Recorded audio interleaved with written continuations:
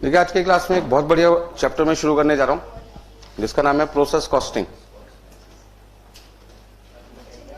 हाँ जी, देखिए सबसे पहले मैंने आपके सामने कुछ पॉइंट्स लिखे हुए हैं, इन पॉइंट को डिस्कस करते हैं, फिर उसके बाद चैप्टर की शुरुआत की जाएगी। कोई भी मैन्युफैक्चरिंग बिजनेस जब किसी गुड्स को प्रोड्यूस करते हैं तो वो अपनी टोटल कॉस्ट कैसे निकालते होंगे। तो किसी गुड्स को प्रोड्यूस करने के लिए सबसे पहले हमें किस चीज की जरूरत पड़ती है? मटेरियल की। सेकंड नंबर पे वर्कर की। थर्ड नंबर पे फैक्ट्री एक्सपेंसेस। फोर्थ आपके पास है ऑफिस और लास्ट आपके पास कौन सा है? सेलिंग। तो material cost, labour cost, factory expenses, यदि मैं तीन खर्चे ऐड कर दूं तो मेरे पास जो कॉस्ट आती है उसका नाम क्या है? Factory cost. ऑफिस और सेलिंग एक्सपेंसेस ऐड करने के बाद जो कॉस्ट निकलती है उसका नाम क्या है? Total cost. तो पॉइंट यहां पर यह बनता है कि यदि एक मैन्युफैक्चरर ये जानना चाहता है कि जो फिनिश गुड मैं फैक्ट्री में प्रोड्यूस कर रहा हूं उसको बनाने की कॉस्ट कितनी है, तो आप कहां तक के खर्चे कंसीडर करोगे? पहला क्वेश्चन मेरा आज का ये है, यदि मैन्युफैक्चरर ये जानने की कोशिश कर रहे हैं कि जो फिनिश गुड वो फैक्ट्री में प्रोड्यूस कर रहे हैं उसको बनाने में उनका खर्चा कितना है, तो क्या आप उसमें ऑफिस और सेलिंग एक्सपेंसेस शामिल करेंगे या नहीं करेंगे? क्या कहते हो? नहीं करेंगे। तो मैन्युफैक्चरर ये जानना चाहते हैं कि जो फिनिश गुड हमने बनाया है फैक्ट्री में उसको बनाने में मेरे क्या क्या पैसे खर्च हुए हैं। तो हम कहेंगे जी आपकी एक तो मटेरियल कॉस्ट लगी है, second labour and third factory. ये तीनों खर्चे इनकर करने के बाद जो भी कॉस्ट कैलकुलेट की जाती है उस कॉस्ट का नाम हमने क्या रख दिया? Factory cost. फैक्ट्री में हमने ऐड कर दिया ऑफिस और सेलिंग एक्सपेंसेस, तो हमारे पास क्या देगा? Total cost. तो पॉइंट नंबर 1 में आज मैंने आपको क्या समझाना है कि मैन्युफैक्चरिंग बिजनेस में कितने तरीके के खर्चे होते हैं? 5। Material, labour, factory, office and selling, जिसमें पहले 3 खर्चे किस नाम से रिकॉर्ड होते हैं? Factory cost. और यदि 2 खर्चे और ऐड कर दिए रहे तो आपके पास क्या रहेगी? Total cost. हर मैन्युफैक्चरर क्या चाहता है? मेरा प्रॉफिट मैक्सिमम हो। तो यदि मैन्युफैक्चरर अपनी प्रॉफिट को मैक्सिमाइज करना चाहते हैं तो उनके पास 2 तरीके होते हैं। पहला तरीका सेल को बढ़ाओ और दूसरा तरीका क्या? कॉस्ट को घटाओ। जो सब्जेक्ट हमने पढ़ना, हमारे जो कोर्स में सब्जेक्ट का नाम है वो है कॉस्ट अकाउंटिंग। और इस सब्जेक्ट का हमारा मोटिव क्या पढ़ने का? आपसे यदि मैं पूछूं ये सब्जेक्ट हम क्यों पढ़ते हैं, तो पहला पर्पज है किसी काम को करने की कॉस्ट कितनी लगेगी वो असर्टेन करना, और दूसरा जो काम हम कर रहे हैं उसमें जो पैसे लग रहे हैं हम चाहते हैं वो पैसे हमारे पहले से क्या लगे? कम लगे। आज यदि किसी काम को करने में, मान लो रिमोट कंट्रोल बनाने में आज मुझे 100 रुपए खर्च करने पड़े, तो मैं चाहता हूं अगली बार ये काम 100 रुपए में हो या 100 से कम में हो? 100 से कम हो, ताकि मेरा प्रॉफिट क्या हो? बढ़े। तो एवरी मैन्युफैक्चरर क्या चाहता है कि प्रॉफिट को बढ़ाने में मार्केटिंग डिपार्टमेंट ज्यादा से ज्यादा क्वांटिटी बेचेंगे, सेल वैल्यू बढ़ेगी, और साथ साथ यदि हमारी प्रोडक्शन कॉस्ट कम हो जाए, गुड्स को बनाने की कॉस्ट कम हो जाए, तो भी तो हमारा प्रॉफिट क्या हो सकता है? बढ़ सकता है। तो प्रॉफिट को बढ़ाने में पहला तरीका क्या? सेल को बढ़ाओ, और दूसरा तरीका क्या? कॉस्ट को घटाओ। तो कॉस्ट को घटाने के लिए हमें कोई ना कोई टेक्निक चाहिए, कोई ना कोई तरीका चाहिए। तो यदि एक मैन्युफैक्चरर अपनी फैक्ट्री कॉस्ट को रिड्यूस करना चाहते हैं तो रिड्यूस करने के लिए जिस टेक्निक का इस्तेमाल किया जाता है उस टेक्निक का नाम क्या है? Process costing. तो पहला पॉइंट है किसी गुड्स को प्रोड्यूस करने में मैन्युफैक्चरर टोटल कितने खर्चे करते हैं? 5। और उसमें फैक्ट्री तक के जो खर्चे हैं उसको क्या कहते हैं? Factory cost. दूसरा पॉइंट, प्रॉफिट को यदि आप मैक्सिमाइज करना चाहते हैं तो पहला तरीका सेल को बढ़ाओ और दूसरा तरीका कॉस्ट को घटाओ। कौन सी कॉस्ट को घटाने की बात चल रही है? टोटल कॉस्ट की या फैक्ट्री कॉस्ट की? इस समय मैं बात कर रहा हूं किसकी? फैक्ट्री कॉस्ट की। हाँ जी, इस समय मैं किसकी बात कर रहा हूं? फैक्ट्री कॉस्ट की। तो यदि एक मैन्युफैक्चरर अपनी फैक्ट्री कॉस्ट को रिड्यूस करना चाहते हैं पर यूनिट, तो कौन सी टेक्निक का इस्तेमाल किया जाता है? आपका आंसर है प्रोसेस कॉस्टिंग। पहले तीनों पॉइंट नोट कर लीजिए।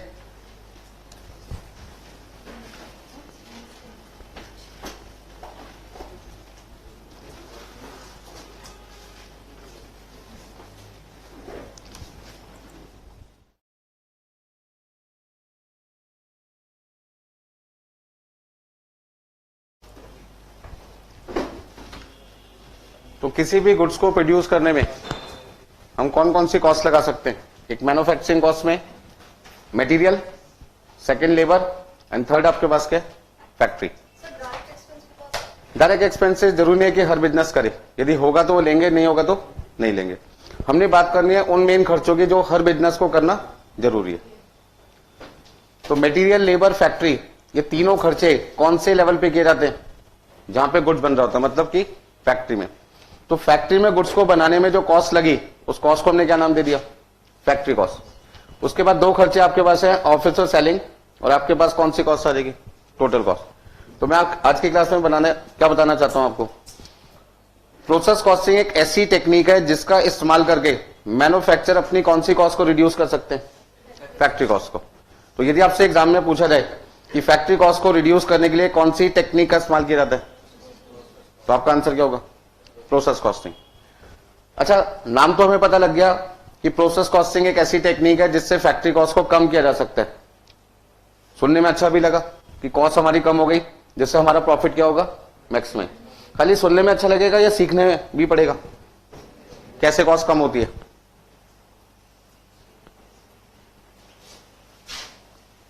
100% एग्जाम के लिए इंपॉर्टेंट है। हर एग्जाम में इस चैप्टर में से एक क्वेश्चन आपको जरूर मिलता है, 8 नंबर से 10 नंबर के बीच का। तो यदि कोई क्वेश्चन 8 से 10 का, तो हम उसे छोड़ नहीं सकते।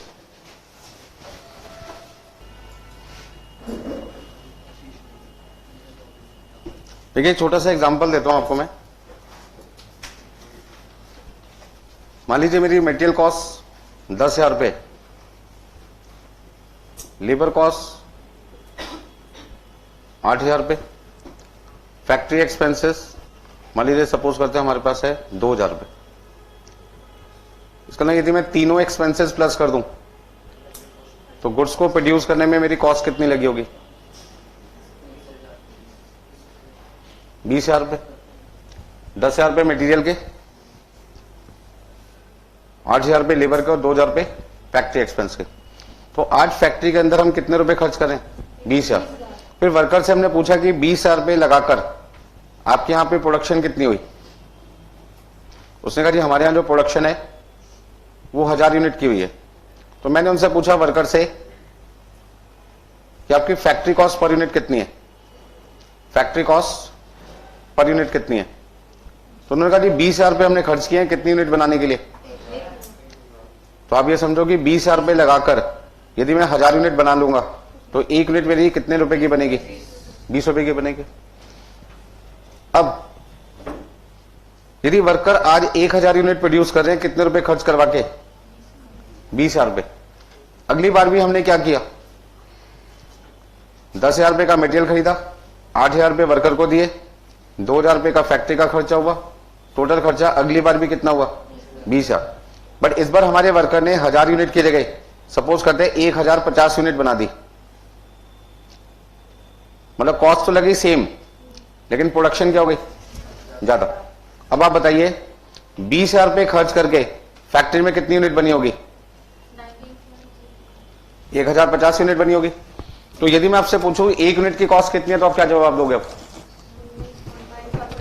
हाँ जी, 20,000 को आपने डिवाइड किया 1050 से, तो पर यूनिट कॉस्ट कितनी आ गई? 19.045।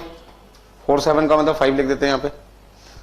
अच्छा, अगली बार फिर हमारी फैक्ट्री में खर्चा कितना हुआ? 20,000 रुपए हुआ। मटेरियल भी हमने कितने का खरीदा? 10,000 का। वर्कर को वेजेस भी कितनी दी? 8,000। फैक्ट्री का खर्चा भी कितना गया? 2,000। पैसे कितने लगे? 20,000। लेकिन इस बार हमारी फैक्ट्री में जो प्रोडक्शन है वो सपोज करते 1100 यूनिट हो गई। क्या समझ रहे हो आप कि कॉस्ट तो सेम लग रही है, लेकिन फैक्ट्री के अंदर हमारी जो प्रोडक्शन है वो बढ़ती जा रही है। मतलब सेम अमाउंट खर्च करके यदि मेरी प्रोडक्शन बढ़ जाए तो मेरी पर यूनिट कॉस्ट कम होती चली जाएगी। अब आपके पास कॉस्ट आएगी 18.18। आप इसको राउंड ऑफ करना चाहो तो राउंड ऑफ कर सकते हो। मान लो आपकी जो सेलिंग प्राइस है पर यूनिट वो 30 रुपए। सेलिंग प्राइस कितनी है आपके पास में? 30 रुपए। तो कहीं ना कहीं आपका जो प्रॉफिट है वो आपको क्या लगता है पहले से घटेगा या पहले से बढ़ेगा? बढ़ेगा। तो प्रॉफिट बढ़ने में किसका हाथ है? सेलिंग प्राइस का या कॉस्ट के कम होने का? कॉस्ट के कम होने का। जहां आपका प्रॉफिट पहले 10 रुपए हुआ करता था, अब कितना है? 10.95। और अब आपका प्रॉफिट कितना है? 11.82। तो कहने का मतलब आपका प्रॉफिट धीरे धीरे क्या होता जा रहा है? बढ़ता जा रहा है। और प्रॉफिट बढ़ने की वजह क्या है? कॉस्ट के कम होने की। कौन सी कॉस्ट? Factory cost. अच्छा, ऐसा क्यों हुआ कि हमारी जो कॉस्ट है वो पर यूनिट कम होती जा रही है? क्योंकि हमारा आउटपुट बढ़ता जा रहा है, लेकिन कॉस्ट क्या है? सेम है। तो यदि सेम अमाउंट इनकर करके एवरी टाइम, नेक्स्ट टाइम, हर बार मेरी प्रोडक्शन बढ़ती चली जाए, तो मेरी पर यूनिट कॉस्ट क्या होती जाएगी? कम होती जाएगी। और कॉस्ट के पर यूनिट के कम होने की मेन वजह आपको क्या दिखाई दी? आउटपुट का बढ़ना। ऐसा क्यों हुआ कि मेरी आउटपुट 20,000 रुपए लगाने पे, जहां पे पहले 1,000 यूनिट थी, अगली बार 1,050 हो गई, अगली बार 1,100 हो गई? क्यों? ऐसा क्यों हुआ? क्योंकि वर्कर ने मटेरियल की वेस्टेज क्या की? कम की। वर्कर ने पहली बार जिस काम को किया, उस काम को करने में समय क्या लिया था? ज्यादा। अगली बार वही काम दोबारा करेगा, समय क्या लगेगा? तीसरी बार उस काम को करेगा और समय कम लगेगा, चौथी बार करेगा और समय। आज यदि मैं किसी क्वेश्चन को पहली बार कराता हूं, मान लीजिए मुझे 15 मिनट का वक्त लगा आपको समझाने में, सेम वही क्वेश्चन मैं दोबारा कराऊं, वैल्यू थोड़ी सी चेंज कर दूं, क्या लगता है आपको? 15 मिनट दोबारा लगेंगे या 1-2 मिनट कम लगेंगे? मान लो 15 की जगह 13 मिनट में हो जाएगा। सेम वही क्वेश्चन फिर मैंने तीसरी बार दिया तो 11 मिनट के आसपास हो जाएगा। चौथी बार वो करवा दो सेम क्वेश्चन, तो आपको क्या लगेगा? क्वेश्चन पढ़ने की भी जरूरत नहीं है और आपका आंख खुद ही चलने लग जाएगा, आपके जो हैंड्स हैं कॉपी पे अपने आप ही लिखना स्टार्ट हो जाएगा, यार ये क्वेश्चन तो मुझे अच्छी तरह समझ में आ गया। ऐसी फीलिंग क्यों आ रही है? क्योंकि आप एक ही काम क्या कर रहे हो? बार बार। पहली बार जब आपने क्वेश्चन का सॉल्यूशन किया होगा, पेपर ज्यादा खराब किया होगा, क्योंकि आपको खुद नहीं पता होगा कौन से डिस्टेंस पे, कितने कितने गैप पर कौन कौन से वर्किंग नोट बनेंगे, कौन से अकाउंट बनेंगे, और आपने हो सकता है एक पेज खराब कर दिया। सेकेंड टाइम जब आपने उस क्वेश्चन को किया तो एक पेज से आपकी जगह क्या लगेगी? कम लगेगी। तीसरी बार, चौथी बार, पांचवी बार करोगे तो धीरे धीरे आपका स्पेस क्या होता जाएगा? कम होता जाएगा। स्पेस कम होने का मतलब पेपर की वेस्टेज क्या हो रही है? कम। पेपर को क्या कहते हैं? मटेरियल। तो मटेरियल की वेस्टेज क्या हो जाएगी? क्वेश्चन को सॉल्व करने में कम हो जाएगी। आपका समय क्या लग रहा है? 15 से 12 मिनट या 11 मिनट या 10 मिनट, मतलब धीरे धीरे आपका टाइम क्या होता जा रहा है? कम होता जा रहा है। कहने का मतलब है कि प्रोसेस कॉस्टिंग एक ऐसी टेक्निक है जिसकी मदद से एक मैन्युफैक्चरर अपनी फैक्ट्री कॉस्ट पर यूनिट को क्या कर सकता है? कम कर सकता है। कैसे? प्रोडक्शन को बढ़ाकर। प्रोडक्शन कैसे बढ़ेगी? जब कम समय में वर्कर ज्यादा काम करेगा, मतलब कि लेबर टाइम पर यूनिट क्या हो जाए? कम हो जाए। मटेरियल की वेस्टेज क्या हो जाए? कम। और इसका फायदा क्या होगा? आपका प्रॉफिट क्या होगा? बढ़ेगा। बात समझ लो। तो मैं आपको समझाना क्या चाहता था कि एक मैन्युफैक्चरर किसी गुड्स को प्रोड्यूस करने में टोटल कितने खर्चे करते हैं? 5 करते हैं। बट इस समय इस चैप्टर में जिसका नाम है प्रोसेस कॉस्टिंग, हम केवल किसकी बात कर रहे हैं? हम केवल किसकी बात कर रहे हैं? पहले 3 खर्चे की। तो यदि आपसे कोई पूछे कि फैक्ट्री कॉस्ट को रिड्यूस करने के लिए हम कौन सी टेक्निक का इस्तेमाल करते हैं, तो आपका आंसर है प्रोसेस कॉस्टिंग। और जब ये चैप्टर आपके पास एग्जाम में आएगा तो आपको कौन सी कॉस्ट को कंसीडर नहीं करना? Ignore in process costing. Process costing में कॉस्ट को कैसे कम किया जाता है पर यूनिट, ये आपने सीख लिया। खर्चा सेम करते रहो, लेकिन एवरी टाइम प्रोडक्शन अपनी क्या कर दो? बढ़ा दो। तो यदि सेम कॉस्ट लगा के आपकी प्रोडक्शन पहले से ज्यादा होती चली जाएगी तो आपकी पर यूनिट फैक्ट्री कॉस्ट क्या हो जाएगी? कम हो जाएगी, जिससे फ्यूचर में आपका प्रॉफिट क्या होगा? बढ़ता जाएगा, क्योंकि कस्टमर को गुड्स तो 30 में ही बेचोगे। पर यदि कॉस्ट आपकी कम लगने लगेगी तो आपका प्रॉफिट क्या होगा? बढ़ने लगेगा। नोट कर लीजिए। अच्छा, एक बात बताइए मुझे, वर्कर ने प्रोडक्शन 1000 से कितनी कर दी? 1050। 1050 से कितनी कर दी? 1100। ये चमत्कार क्यों हुआ? कैसे हुआ? हाँ जी बताइए। आपको क्यों लगता है कि सेम कॉस्ट लगा के सेम वर्कर के द्वारा सेम मशीन का यूज करके प्रोडक्शन बढ़ रही है? क्यों? क्योंकि पहली बार वर्कर उस काम को सीख रहा था, दूसरी बार थोड़ी सीख रहा है, दूसरी बार उसके बाद कुछ ना कुछ एक्सपीरियंस होगा। यदि वही काम तीसरी बार किया जाए तो और उसकी जो कमियां थी वो कमियां धीरे धीरे क्या होती जाएगी? कम होती जाएगी। तो जैसे जैसे उसकी गलतियां कम होती चली जाएगी किसी काम को करने में, उसकी टाइम की सेविंग स्टार्ट हो जाएगी। और जब वो टाइम की सेविंग करना स्टार्ट कर देगा तो आपका जो प्रोडक्शन है, यदि 1 यूनिट बनाने में 1 घंटे का समय लगता था और वो फैक्ट्री में 8 घंटे काम करने आता है तो वो 8 घंटे में 8 यूनिट बनाता था। अब यदि वो 1 यूनिट 45 मिनट में बनाना स्टार्ट कर दे तो 8 घंटे में आपकी प्रोडक्शन अभी भी 8 यूनिट की होगी या 8 से ज्यादा की होगी? 8 से ज्यादा की हो जाएगी, क्योंकि यदि वो पर यूनिट 15 मिनट का समय बचा ले तो 8 यूनिट बनाता था पहले, 15 मिनट के हिसाब से 2 घंटे का टाइम उसने क्या कर लिया, बचा लिया। तो ऐसे में आपकी प्रोडक्शन 8 यूनिट की जगह क्या होगी, 8 यूनिट से ज्यादा होने लगेगी। दूसरा, मटेरियल की वेस्टेज भी क्या होगी, कम होने लगेगी, ताकि कम सामान खरीद के प्रोडक्शन क्या हो जाएगी, ज्यादा हो जाएगी। मटेरियल पहले भी 10,000 का खरीद रहा था, बट उस समय वर्कर वेस्टेज क्या करता था, ज्यादा। अब उसने वेस्टेज क्या कर दी, कम कर दी, जिसकी वजह से क्या हुआ, जिसकी वजह से क्या हुआ, आपका आउटपुट क्या हो गया, ज्यादा। अच्छा, अपने घर में कभी अपने घर में चाय बनाई है? जब चाय बनाते हैं तो कई लोग क्या करते हैं, चाय बनाते टाइम क्या करते हैं, गैस को फुल कर देते हैं।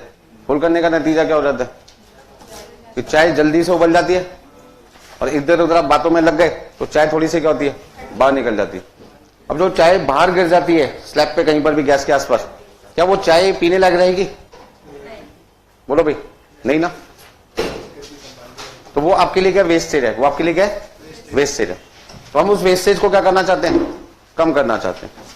फैक्ट्री के अंदर जब किसी गुड्स को प्रोड्यूस किया जाता है और गुड्स को बनाते टाइम यदि वर्कर कोई लापरवाही कर रहा है तो सुपरवाइजर की क्या जिम्मेदारी है कि यदि वो वर्कर कोई लापरवाही कर रहा है, उस लापरवाही को नेक्स्ट टाइम क्या करे, होने दे या होने से रोके, होने से रोके।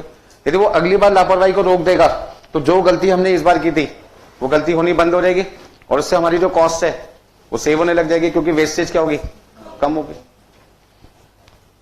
नोट के लिए सारे पॉइंट।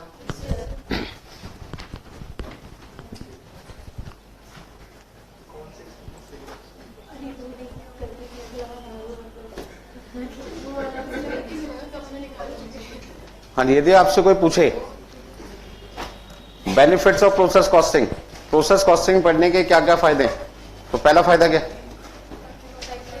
पहला फायदा आपका क्या, फैक्ट्री कॉस्ट पर यूनिट क्या हो जाएगी, रिड्यूस हो जाएगी। कैसे रिड्यूस होती है बता दिया मैंने आपको अभी।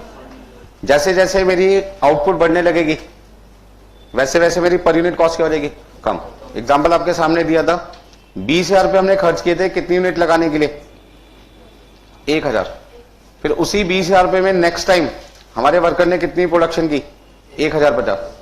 तीसरी बार 20,000 रुपए लगाने पे प्रोडक्शन कितनी हो गई, 1100 हो गई। तो पहली बार जहां मेरी पर यूनिट कॉस्ट 20 रुपए आ रही थी, अगली बार कितनी हो गई थी, 19 पॉइंट कितना था, 05। और फिर 18 पॉइंट 18 है, 82 है,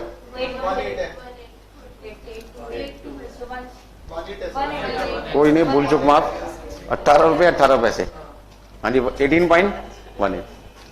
अच्छा, इससे मटेरियल की वेस्टेज क्या होगी, कम होगी, क्योंकि जब वर्कर का मतलब वर्कर को अपनी कमियां पता लगने लग जाएगी, कहां कहां मुझसे गलतियां हुई हैं, और वो उन गलतियों को रोकना स्टार्ट कर देगा, तो मटेरियल की वेस्टेज भी क्या होगी, कम होगी। जैसे मैंने आपको एग्जांपल दिया कि पहली बार किसी क्वेश्चन को सॉल्व करते हो और आपको खुद नहीं पता कि वर्किंग नोट के लिए कितना स्पेस छोड़ना है, अकाउंट के लिए कितना स्पेस छोड़ना है, अकाउंट का साइज क्या होगा, आप जोश में आके क्या करते हो, पूरे पेज का अकाउंट बना डालते हो, पता चला सिर्फ अकाउंट बनना चाहिए था इतने स्पेस का, ये जो बाकी का स्पेस है ये तो वेस्ट हो गया ना आपका। पर नेक्स्ट टाइम यही क्वेश्चन दोबारा करोगे, फिर से क्या इतना बड़ा अकाउंट बनाओगे, क्या करोगे, उतना ही बड़े अकाउंट बनाओगे जितने अकाउंट की आपको रिक्वायरमेंट होगी। तो धीरे धीरे इंसान का ना, यहाँ पे वर्कर की बात चल रही है, वो अपनी गलतियों को आइडेंटिफाई करता है और वो अपनी गलतियों को क्या करता है, रिड्यूस करता है, जिसकी वजह से उसका काम पहले से कम समय में होने लगेगा, और उसे हम कहते हैं एफिशिएंसी ऑफ वर्कर का इंप्रूवमेंट होना। तो एफिशिएंसी ऑफ वर्कर का मतलब क्या होता है, ज्यादा समय का काम यदि वर्कर कम समय में करना चालू कर दे तो हम कहते हैं वर्कर की एफिशिएंसी क्या हो गई, बढ़ गई। प्रोडक्शन कैपेसिटी, प्रोडक्शन कैपेसिटी का मतलब क्या है, जहां पर हमारे वर्कर 1000 यूनिट बनाया करते रहे, अब उसी समय में 1050 बना रहे हैं, अगली बार उसी समय में 1100 बन रही है, कहीं ना कहीं प्रोडक्शन क्या हो गई, इंक्रीज हो गई। लेकिन हम अपने कॉस्ट को तो इस तरीके से रिड्यूस कर सकते हैं, मटेरियल मतलब कम प्राइस में खरीद से, लेबर नहीं, वो एक अलग चीज है, वो तो फिर सभी के लिए है ना। प्रोसेस कॉस्टिंग तो क्या कहता है, आप वर्कर से इस तरीके से काम करवाइए कि वो काम पहले से कम समय में करना चालू कर दे। यदि पहला वो काम सपोज करते हैं 1 यूनिट बनाने में 10 घंटे का समय लिया करते रहे और वो काम अब 8 घंटे में हो जाए, तो ऐसे में कहीं ना कहीं पहले जो काम 10 घंटे में होता था, यदि वो 8 घंटे में होना चालू हो जाए तो 2 घंटे की हमारी लेबर कॉस्ट क्या हो जाएगी, सेव हो जाएगी। तो हम यहाँ पे कॉस्ट को कैसे कम कर रहे हैं, मटेरियल सस्ता खरीद के नहीं, मटेरियल की वेस्टेज को कम करके, लेबर के टाइम को कम करके। मटेरियल सस्ता मिल रहा है, वो तो सभी केसेस में सस्ता मिलेगा ना, चाहे वर्कर 10 घंटे में काम करे या 8 घंटे में काम करे, उसका प्रोसेस कॉस्टिंग से कोई कनेक्शन नहीं है। वो तो हमारे जो परचेज मैनेजर है उसकी कलाकारी है, जो उसने सप्लायर से बार्गेन करके मटेरियल 100 रुपए वाला 90 में खरीद लिया, उससे भी कॉस्ट कम हो रही है, लेकिन वो प्रोसेस कॉस्टिंग का पार्ट नहीं है। प्रोसेस कॉस्टिंग क्या कहते हैं, किसी काम को बार बार इस तरीके से कीजिए कि उस काम को करने से आपकी एफिशिएंसी बढ़े, वेस्टेज क्या हो जाए, कम हो जाए, और आपका खर्चा धीरे धीरे क्या होने लगे, कम होने लगे। नोट कर लीजिए। हाँ जी, प्रोसेस कॉस्टिंग के अंदर आपको बातें तो समझ में आ गई होगी कि हमें क्या क्या काम करने, बट ये सारी की सारी पॉसिबल कैसे होते हैं, ध्यान दीजिए। एक छोटा सा एग्जांपल आपके लिए और लेके चलते हैं। फैक्ट्री के अंदर हमें क्या बनाना है, ऑयल प्रोड्यूस करना है। तो यदि मुझे ऑयल को प्रोड्यूस करना है, तो मान लीजिए उस फैक्ट्री के अंदर हमने कितने डिपार्टमेंट बना दिए, 3 डिपार्टमेंट बना दिए। पहला डिपार्टमेंट जिसका नाम क्या है, क्रशिंग, दूसरे का नाम क्या है, रिफाइनिंग, और तीसरे का नाम क्या है, फिनिशिंग। मान लीजिए हमें कोकोनट, नारियल तेल बनाना है, तो यदि नारियल तेल को हमें बनाना है तो उसके लिए पहले हमें नारियल खरीदने पड़ेंगे, कोकोनट खरीदने पड़ेंगे, उसे हमें सबसे पहले क्या करना पड़ेगा, क्रश करना पड़ेगा। तो नारियल खरीदने के बाद उन नारियल को तोड़ने का काम कहां पे रखा गया, क्रशिंग डिपार्टमेंट। अच्छा, हर बंदे को नारियल तोड़ने में इंटरेस्ट होगा क्या, हो सकता है किसी का इंटरेस्ट हो, किसी का इंटरेस्ट नहीं। तो मान लीजिए हमारी फैक्ट्री में 100 वर्कर हैं, हमने वर्कर से पूछा कि आपको नारियल तोड़ने में इंटरेस्ट है या नहीं है, तो ऐसे में 10 लोगों ने हाथ खड़ा किया, यदि ये काम मुझे बहुत अच्छा लगता, हमारे घर में बहुत होता था, ठीक है जी, हमारा तो फैमिली बिजनेस यही था, नारियल को तोड़ के लोगों को पानी पिलाना। मैंने कहा आ जाओ बेटा 10 लोग। कौन से डिपार्टमेंट के लिए सुटेबल थे वो, क्रशिंग डिपार्टमेंट, ठीक है जी। फिर मैंने वर्कर से पूछा कि कौन कौन से ऐसे वर्कर हैं, ऐसे काम में इंटरेस्ट है, जो पैकिंग करने में बड़ा दिमाग लगाते हैं, पैकिंग अच्छे तरीके से करते हैं, उनको मैंने काम पे भेज दिया, फिनिशिंग डिपार्टमेंट। मैंने कहा रिफाइन करने के काम में किसका इंटरेस्ट है, कहां पे भेज दिया, रिफाइनिंग। अब आप सोचो, जिनको नारियल तोड़ने का काम आता था, उनको कहें जी पैकिंग डिपार्टमेंट में पहुंच जाओ, क्या करेंगे, वेस्ट से ज्यादा करेंगे, ठीक है ना। और जो पैकिंग डिपार्टमेंट में काम करते रहे, उनको यदि मैं नारियल तोड़ने का काम क्रशिंग डिपार्टमेंट में भेज दूं, तो उनको यही नहीं समझ में आएगा नारियल तोड़ते कैसे, और तोड़ा तो जमीन पे रख के तोड़ा, सारा पानी बहेगा उसका, बात समझो। तो कहने का मतलब क्या है, यदि वर्कर को उनके स्किल, उनके इंटरेस्ट के हिसाब से काम दिया जाए और वो काम उनसे बार बार करवाया जाए, तो वर्कर क्या करते हैं, मटेरियल की वेस्टेज कम करते हैं और ज्यादा समय का काम कम समय में करते हैं, जिसकी वजह से लेबर कॉस्ट कम होती है, हमारे प्रोडक्ट की क्वालिटी इंक्रीज होती है, प्रोडक्शन इंक्रीज होता है, और मटेरियल की वेस्टेज की वजह से हमारे मटेरियल का खर्चा क्या हो जाता है, कम। और ये सब वजह की वजह से ओवरऑल हमारी जो फैक्ट्री कॉस्ट होती है वो धीरे धीरे पर यूनिट क्या हो जाती है, कम हो जाती है। तो मैं आपको क्या समझाना चाहता हूं, यहां मुझे फैक्ट्री कॉस्ट को तो कम करना है, लेकिन किस तरीके से, सस्ता सामान खरीद के मटेरियल का, या वर्कर की स्किल को बढ़ाकर, वर्कर की स्किल बढ़ाकर। स्किल का मतलब समझ में आ गया, ज्यादा समय का काम कम समय में। और उसके लिए एक छोटा सा एग्जांपल आपके सामने, मान लीजिए पहली बार क्रशिंग डिपार्टमेंट में जो काम किया गया था, उस काम को करने में हमारे कितने रुपए खर्च हुए थे, 100 रुपए। दूसरे डिपार्टमेंट में 80 रुपए खर्च हुए, और तीसरे डिपार्टमेंट में 40 रुपए खर्च हुए। आप बता सकते हो हमारी टोटल कॉस्ट कितनी लगी होगी ऑयल को प्रोड्यूस करने में, तीनों को जोड़ दो, हाँ जी, 100 rupees plus 80 plus 40 equal to. अब जो काम वर्कर ने आज पहली बार किया था क्रशिंग डिपार्टमेंट में, वहां पे उस काम को करने पर खर्चा कितना हुआ, 100। रिफाइनिंग डिपार्टमेंट में 80 और फिनिशिंग डिपार्टमेंट में कितना हुआ, 40। यही काम जब वर्कर ने दूसरी बार किया, तो मान लीजिए उस काम को करने के बाद हमने देखा कि हमारा जो खर्चा है, हमारी जो सेविंग है, सेविंग इन कॉस्ट, पहले डिपार्टमेंट में 5 रुपए, दूसरे डिपार्टमेंट में 3 रुपए, और तीसरे डिपार्टमेंट में 2 रुपए। तो अब मेरी जो कॉस्ट लगी होगी वो कितनी लगी होगी, बताओ भी, 95, 77 और 38। तो अब मेरी टोटल कॉस्ट कितनी होगी, 95, 77, 38 इक्वल टू 210। अच्छा, यही काम हमने उससे तीसरी बार करवाया, हो सकता है उसने इस बार हमारे कितने रुपए बचा लिए, 3 रुपए, यहां पे उसने 2 रुपए, और यहां पे मान लीजिए उसने 1 रुपए बचा लिया। तो अगली बार हमारी कॉस्ट कितनी लगी होगी, 92, 75 और 37 लिख देते हैं। तो मेरी टोटल कॉस्ट कितनी आ जाएगी? 92, 75, 37 इक्वल टू 204। तो आप देखो ना, आपकी जो यहाँ पे टोटल कॉस्ट का मतलब क्या था? यहाँ पे तीनों डिपार्टमेंट की टोटल कॉस्ट है, बट हम ये टोटल कॉस्ट का मतलब क्या बोलते हैं? Factory cost of all department. सभी डिपार्टमेंट की फैक्ट्री कॉस्ट को हमने क्या कर दिया? ऐड कर दिया। तो मैं क्या देख रहा हूं यहां पर? वर्कर को यदि वो काम दिया जाए जो काम करने में एक्सपर्ट नॉलेज है उसकी, उसका इंटरेस्ट है, तो वर्कर हमारी कॉस्ट को धीरे धीरे क्या कर सकता है? कम कर सकता है। किसी एक डिपार्टमेंट में या सभी में? सभी में। और ये कॉस्ट बढ़ भी सकती है यदि वर्कर को उसके इंटरेस्ट का काम ना दिया जाए। हो सकता है आपका काम थ्योरी में ज्यादा इंटरेस्ट हो, आपका प्रैक्टिकल में क्या हो? कम। तो ऐसे बच्चों को प्रैक्टिकल क्लास में इंटरेस्ट कम होगा, थ्योरी में ज्यादा होगा, तो उनके थ्योरी में मार्क्स क्या आएंगे? ज्यादा, प्रैक्टिकल पेपर में कम। और यदि किसी का प्रैक्टिकल पेपर में ज्यादा इंटरेस्ट है, थ्योरी में कम है, तो हमेशा वो एग्जाम में कौन सा क्वेश्चन अटेम्प्ट करने की कोशिश करेगा? प्रैक्टिकल ज्यादा, थ्योरी कम। बात समझो? तो यदि वर्कर को उसके इंटरेस्ट के हिसाब से काम दे दिया जाए तो उससे हमें फायदा क्या होगा? क्वालिटी बढ़ेगी, प्रोडक्शन बढ़ेगी, समय कम लगेगा, वेस्टेज कम होगी। ओवरऑल नतीजा क्या आएगा? हमारी टोटल कॉस्ट, जिसे हम कहते हैं फैक्ट्री कॉस्ट पर यूनिट, क्या हो जाएगी? कम हो जाएगी। बात समझ में आ रही? नोट कर लीजिए। हाँ जी, वर्क ऑब्लिक जॉब, ब्रैकेट में मैंने क्या लिखा? सिंगल। सिंगल का मतलब क्या है? कोई भी एक काम, जैसे मुझे ऑयल प्रोड्यूस करना है, ऑयल प्रोड्यूस करना मेरा काम है, इस काम को मैं किसी एक वर्कर से नहीं करवाऊंगा, बल्कि इस काम को मैं क्या करूंगा? 2-3 डिपार्टमेंट में बांट दूंगा। ऐसा करने का फायदा क्या होगा? क्योंकि एक पर्सन से यदि सारा काम करवाया जाए तो हो सकता है उसमें कुछ काम में तो उसका इंटरेस्ट हो और कुछ में उसका इंटरेस्ट ना हो। सपोज करते हैं कार मैन्युफैक्चरिंग कंपनी में चलते हैं और वहां पे मान लीजिए कार की बॉडी पे पेंट करना है। हो सकता है पेंट करने में आपका इंटरेस्ट बहुत अच्छा हो, आपकी अच्छी सफाई हो, लेकिन मुझे इंजन फिट करने में एक्सपीरियंस ज्यादा है, तो मुझे कौन सा काम देना चाहिए उस कार में? पेंट करने का काम या इंजन लगाने का? इंजन का काम मुझे देना चाहिए, पेंट करने का काम आपको। उससे फायदा क्या होगा? कम पेंट लगा के अच्छी फिनिशिंग दोगे, और मैं कम समय लगा के इंजन सही तरीके से फिट करूंगा, ताकि नॉइस क्या है? कम। कस्टमर को क्या चाहिए? फिनिशिंग भी अच्छी होनी चाहिए और नॉइस भी क्या होनी चाहिए? ना के बराबर, कम से कम। ये संभव कब हुआ? जब आपको वो काम दिया गया जो आपको आता है। मुझे कौन सा काम दिया? जो मुझे आता है। टायर लगाने का काम किसको दिया? जिसको टायर लगाने में एक्सपर्ट नॉलेज हो।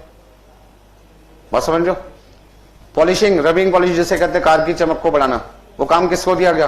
जो काम उस बंदे को अच्छे तरीके से आता था। अब यदि इंजन फिट करने वाला पॉलिश का काम करेगा तो किसी जगह ज्यादा पॉलिश लगा देगा, किसी जगह कम पॉलिश। हो सकता है किसी जगह ज्यादा चमक आए, किसी जगह चमक कम आए, और कस्टमर क्या कहेगा? यार कार में कहीं तो बहुत ज्यादा चमक आती है, कहीं कहीं कम आती है। इसका ना पेंटर ने पेंट क्या किया? खराब किया। गलती किसकी थी? पॉलिश की। नाम किसका बदनाम हुआ? पेंटर का। इसे रोकने का तरीका क्या है? फैक्ट्री में उस काम को, काम क्या है? एक गाड़ी बनाना। काम क्या है? एक गाड़ी बनाना। सिंगल जॉब है ना, काम क्या है? गाड़ी बनाना। लेकिन उस गाड़ी को बनाने के लिए हमने क्या किया? अलग अलग वर्कर को अलग अलग काम सौंपा, उसके इंटरेस्ट के हिसाब से। उससे फायदा क्या हुआ? कम, मतलब कॉस्ट कम होती चली जाएगी, हमारी क्वालिटी इंप्रूव होगी, कम समय में प्रोडक्शन क्या होगा? ज्यादा होगा। मार्केट ज्यादा से ज्यादा हम क्या कर सकते हैं? कैप्चर कर सकते हैं। मैंने नोट कर लिया सबने?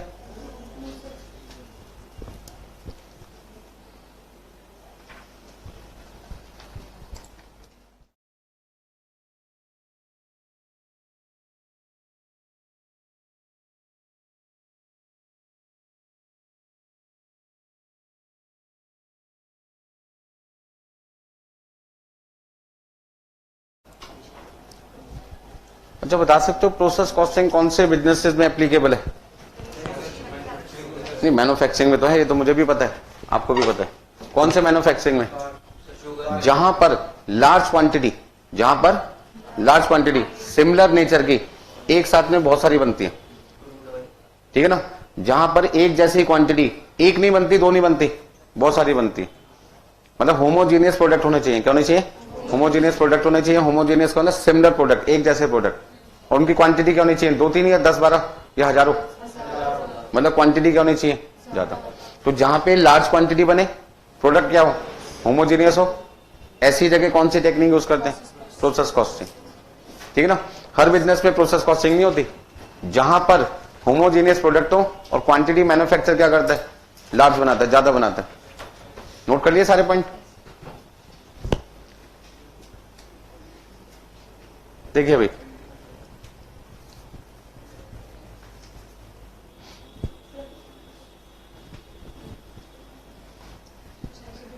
यानी नोट कर लीजिए फटाफट से।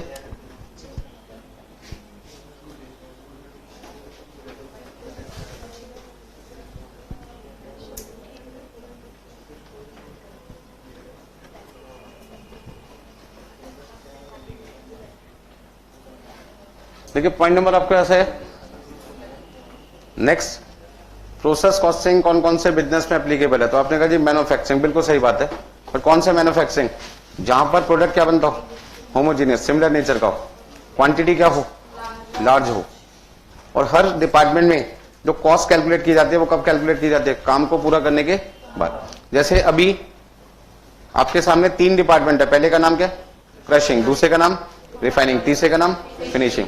यदि मैं ऑयल को प्रोड्यूस करने की टोटल कॉस्ट निकालना चाहता हूं, तो टोटल कॉस्ट निकालने के लिए मैंने क्या तरीका अपनाया था, 220 रुपए निकालने के लिए मैंने क्या किया, सबसे पहले मैं किसके पास गया, क्रशिंग डिपार्टमेंट, और उससे पूछा जो काम आपने किया उस काम को करने में कितने पैसे लगे। उसने क्या बोला, 100 रुपए लगे। दूसरे ने क्या, 80, तीसरे ने 40। इसका मतलब यदि मैं अपने प्रोडक्ट की टोटल कॉस्ट निकालना चाहता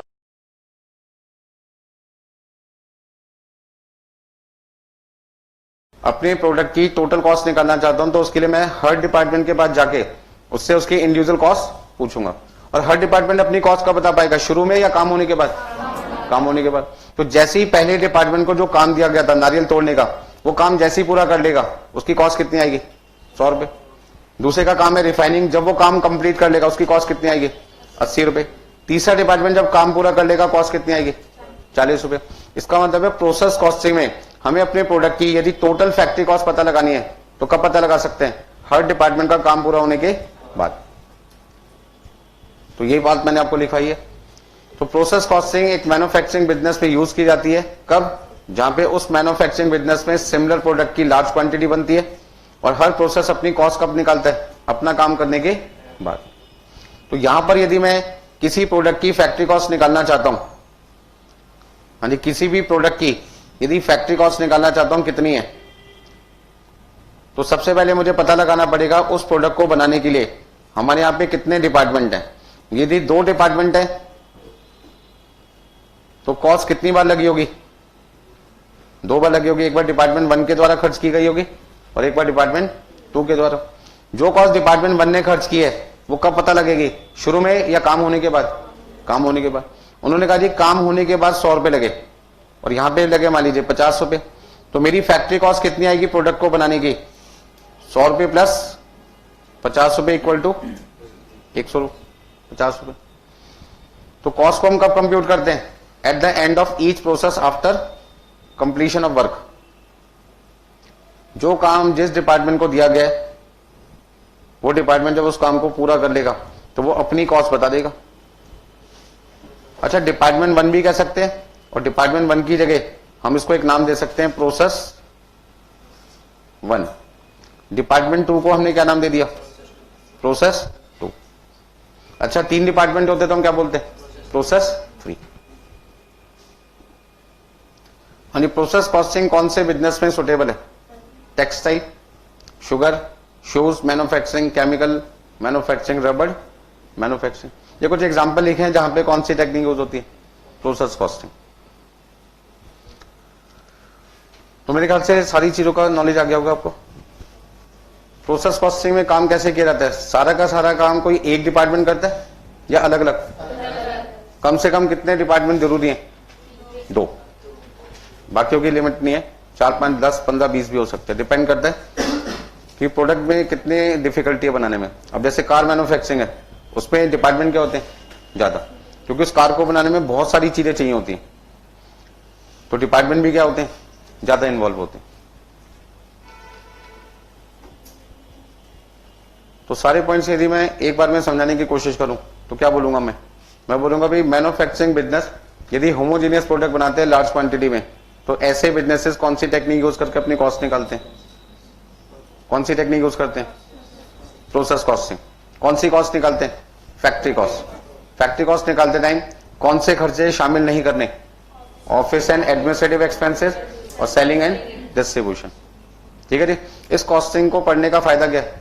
मैन्युफैक्चरर अपने प्रोडक्ट की क्वालिटी इंप्रूव कर सकता है, प्रोडक्शन इंक्रीज कर सकता है, मटेरियल की वेस्टेज रिड्यूस कर सकता है, वर्कर की एफिशिएंसी बढ़ा सकता है। कुल मिलाकर वो अपनी फैक्ट्री कॉस्ट पर यूनिट कम करके अपने प्रॉफिट को क्या कर सकता है? मैक्सिमाइज कर सकता है। बात समझ में आ गई सबको? ठीक है। प्रोसेस कॉस्टिंग के अंदर जैसे मान लीजिए मुझे कोई प्रोडक्ट प्रोड्यूस करना है,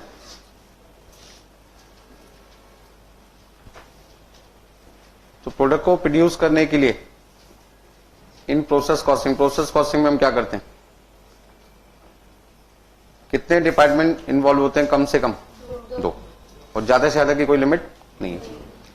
तो प्रोसेस कॉस्टिंग में हम मान के चलते हैं कि जो प्रोडक्ट मुझे प्रोड्यूस करना है उसको बनाने में हमारी फैक्ट्री में सपोज करते हैं कितने डिपार्टमेंट हैं? 3 डिपार्टमेंट है। डिपार्टमेंट का मतलब क्या? काम की नेचर के हिसाब से हमने वर्कर्स को क्या कर दिया?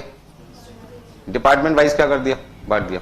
और हमने उनको काम सौंप दिया, ये काम आपके इंटरेस्ट का आपको करना है, ये काम आपके इंटरेस्ट का ये आपको करना है, ये काम आपके इंटरेस्ट का है आपको करना है। जैसे मैंने अभी कार का एग्जांपल दिया था कि किसी को पेंट करने में इंटरेस्ट ज्यादा हो, किसी को इंजन फिट करने में इंटरेस्ट अच्छा हो, किसी को टायर लगाने का काम अच्छा होता हो, किसी को रबिंग पॉलिश का काम अच्छा होता हो। तो हमने क्या किया? उन वर्कर की नॉलेज के हिसाब से, इंटरेस्ट के हिसाब से, एक्सपीरियंस के हिसाब से उनको काम क्या कर दिया? सौंप दिया। ठीक है जी। तो पहला डिपार्टमेंट वो डिपार्टमेंट है जहां पे हम काम की शुरुआत करते हैं। तो जब किसी काम को शुरू करते हैं तो सबसे पहले उस डिपार्टमेंट के वर्कर को क्या चाहिए होगा? मटेरियल चाहिए होगा। तो हमने मान लीजिए उनको रॉ मटेरियल लाके दिया 1000 किलोग्राम। अब जितना मटेरियल लाके दिया गया, क्या सारा का सारा उतना ही आउटपुट बनेगा, या कुछ आपको लगता है वेस्टेज भी हो सकती है? वेस्टेज भी पॉसिबल है। मान लीजिए पहले डिपार्टमेंट के वर्कर के द्वारा जो आउटपुट तैयार किया गया वो कितना है? 950 किलोग्राम है। अच्छा, पहले डिपार्टमेंट का जब काम पूरा होगा तभी तो दूसरे डिपार्टमेंट का काम क्या होगा? शुरू। अब आप इस समय इंटरमीडिएट में, तो इंटरमीडिएट में कब आए? जब आपका फाउंडेशन क्लियर हुआ। तो फाउंडेशन कौन सा डिपार्टमेंट हो गया? पहला। इंटर कौन सा हो गया? दूसरा। और फाइनल आपके लिए क्या हो जाएगा? तीसरा। जैसे ही फाइनल कोर्स आपका कंप्लीट हो जाएगा आप क्या बन जाओगे? फिनिश गुड बन जाओगे, प्रोफेशनल आपके पास डिग्री आ जाएगी। और जब तक आप कहोगे जी मैं ग्रुप 1 में हूं, ग्रुप 2 में हूं, फाइनल में हूं, तब तक आपका नाम क्या होगा? Work in progress.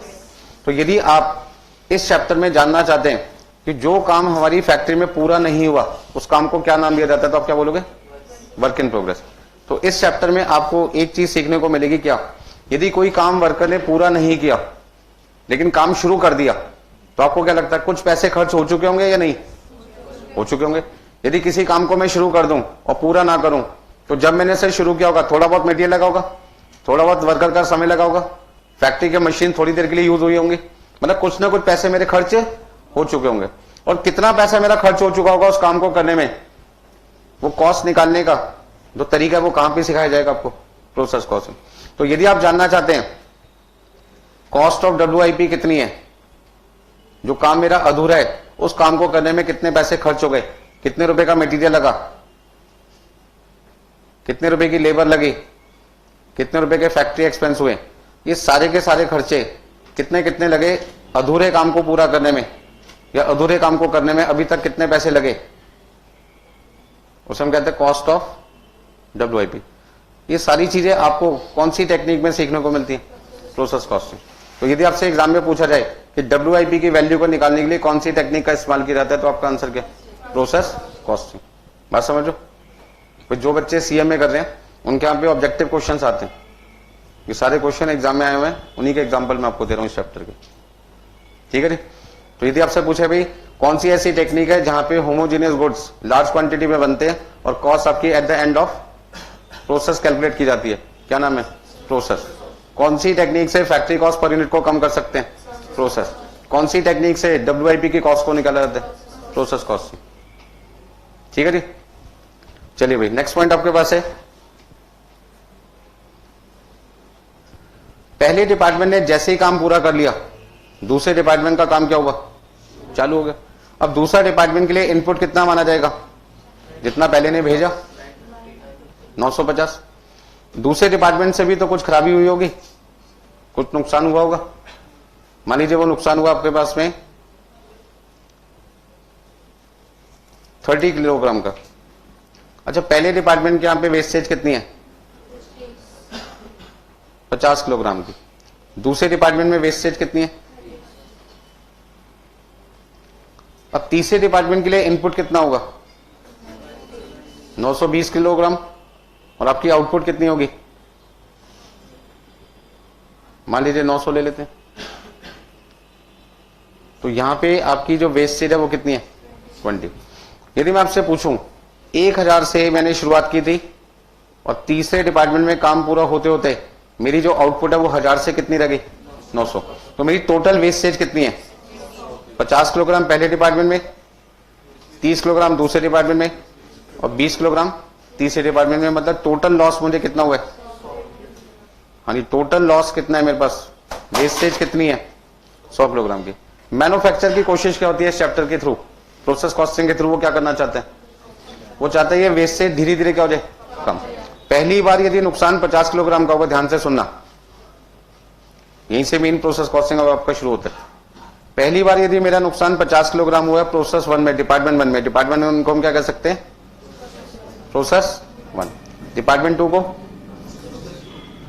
प्रोसेस 2, और इसका नाम क्या रख दिया जाएगा?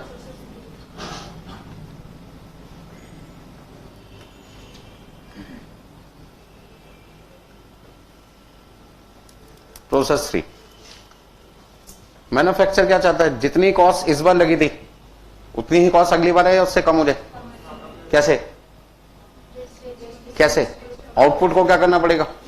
बढ़ाना पड़ेगा। और आउटपुट को बढ़ाने के लिए लॉस को क्या करना होगा? तो मान लीजिए अगली बार हमने देखा कि जो काम वर्कर ने पहली बार किया था उसमें कहां कहां गलती की, उस गलतियों को हमने क्या किया? वर्कर को दिखाया कि आप इस गलती को अगली बार ऐसे रोक सकते हो। जैसे मान लीजिए कोई क्वेश्चन बच्चा कर रहा है और मैं उसके सामने खड़ा हूं, यदि वो कैलकुलेशन गलत कर रहा है, किसी चीज को प्लस करना तो उसने क्या कर दिया? माइनस। तो मैं उसको वहीं रोक लूंगा ना कि भैया आप कैलकुलेशन क्या कर रहे हो? गलत कर रहे हो। यदि मैं उसकी गलतियों को ना बताऊं तो अगली बार भी वही सेम गलती करेगा। तो यदि मैं उसकी गलती जो उसने पहली बार की थी, दूसरी बार जब वही क्वेश्चन दोबारा करने लगा और वही गलती दोबारा करने लगा, तो मैंने उसको क्या कर लिया? रोक लिया। उसका समय क्या हुआ? सेव हो जाएगा ना। क्योंकि यदि वो गलती उसी वक्त ना रोकी जाती और पूरा क्वेश्चन वो करता तो पूरा क्वेश्चन भी तो उसका क्या माना जाएगा? गलत ही माना जाएगा ना। तो जो रिमेनिंग पार्ट वो कर रहा था, यदि उसकी गलती मैंने 2 मिनट बाद ही बता दी और पूरा क्वेश्चन करने में उसने 10 मिनट का समय लिया, तो जो 8 मिनट और उसके बेकार जा रहे थे वो मैंने क्या कर लिए? बचा लिए। अब ध्यान से समझो, यदि ये लॉस 50 किलोग्राम से घट के कितना हो जाए? 40 किलोग्राम, ये आपका हो जाए 35 किलोग्राम, ये आपके पास हो जाए 15 किलोग्राम, या मान लीजिए इसको 33 ले लेते हैं, ये आपका 30 है ना, कम कर देते हैं। नुकसान बढ़ भी सकता है, नुकसान घट भी सकता है। अभी घटाने की बात करते हैं। सपोज करते हैं यहां पे 27 किलोग्राम है, तो यहां पे अब आपकी जो टोटल वेस्टेज है वो 40, 27 और 15 कितनी है? बोलो भाई। 82 किलोग्राम।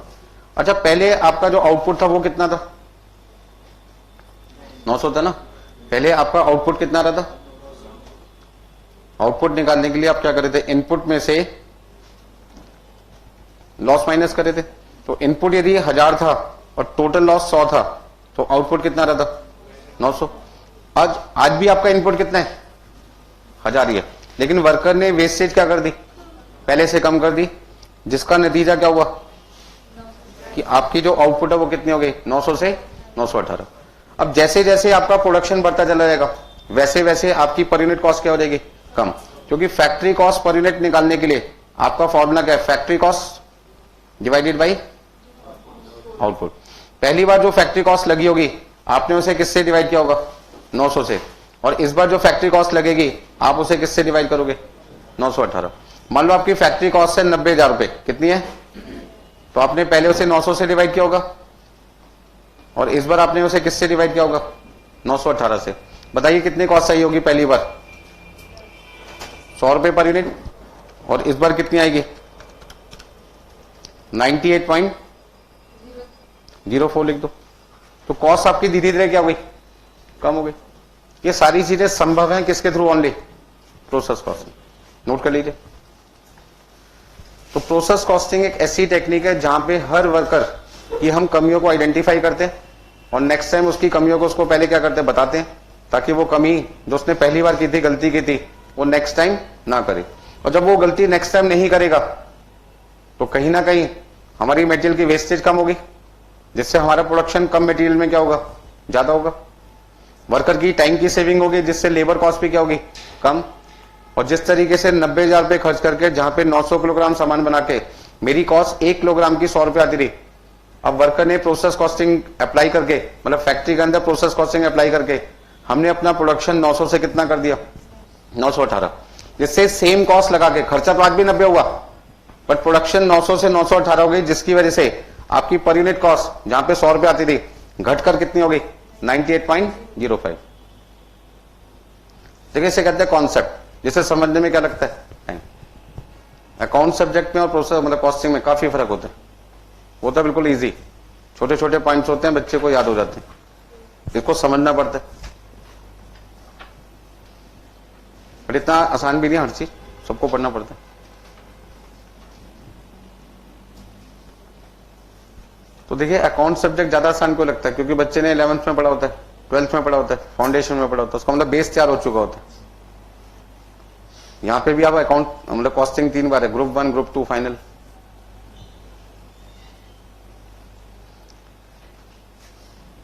तो पक्का बना ही देंगे आपको, मतलब सॉलिड, कभी ना कभी तो कॉस्टिंग समझ में आएगी।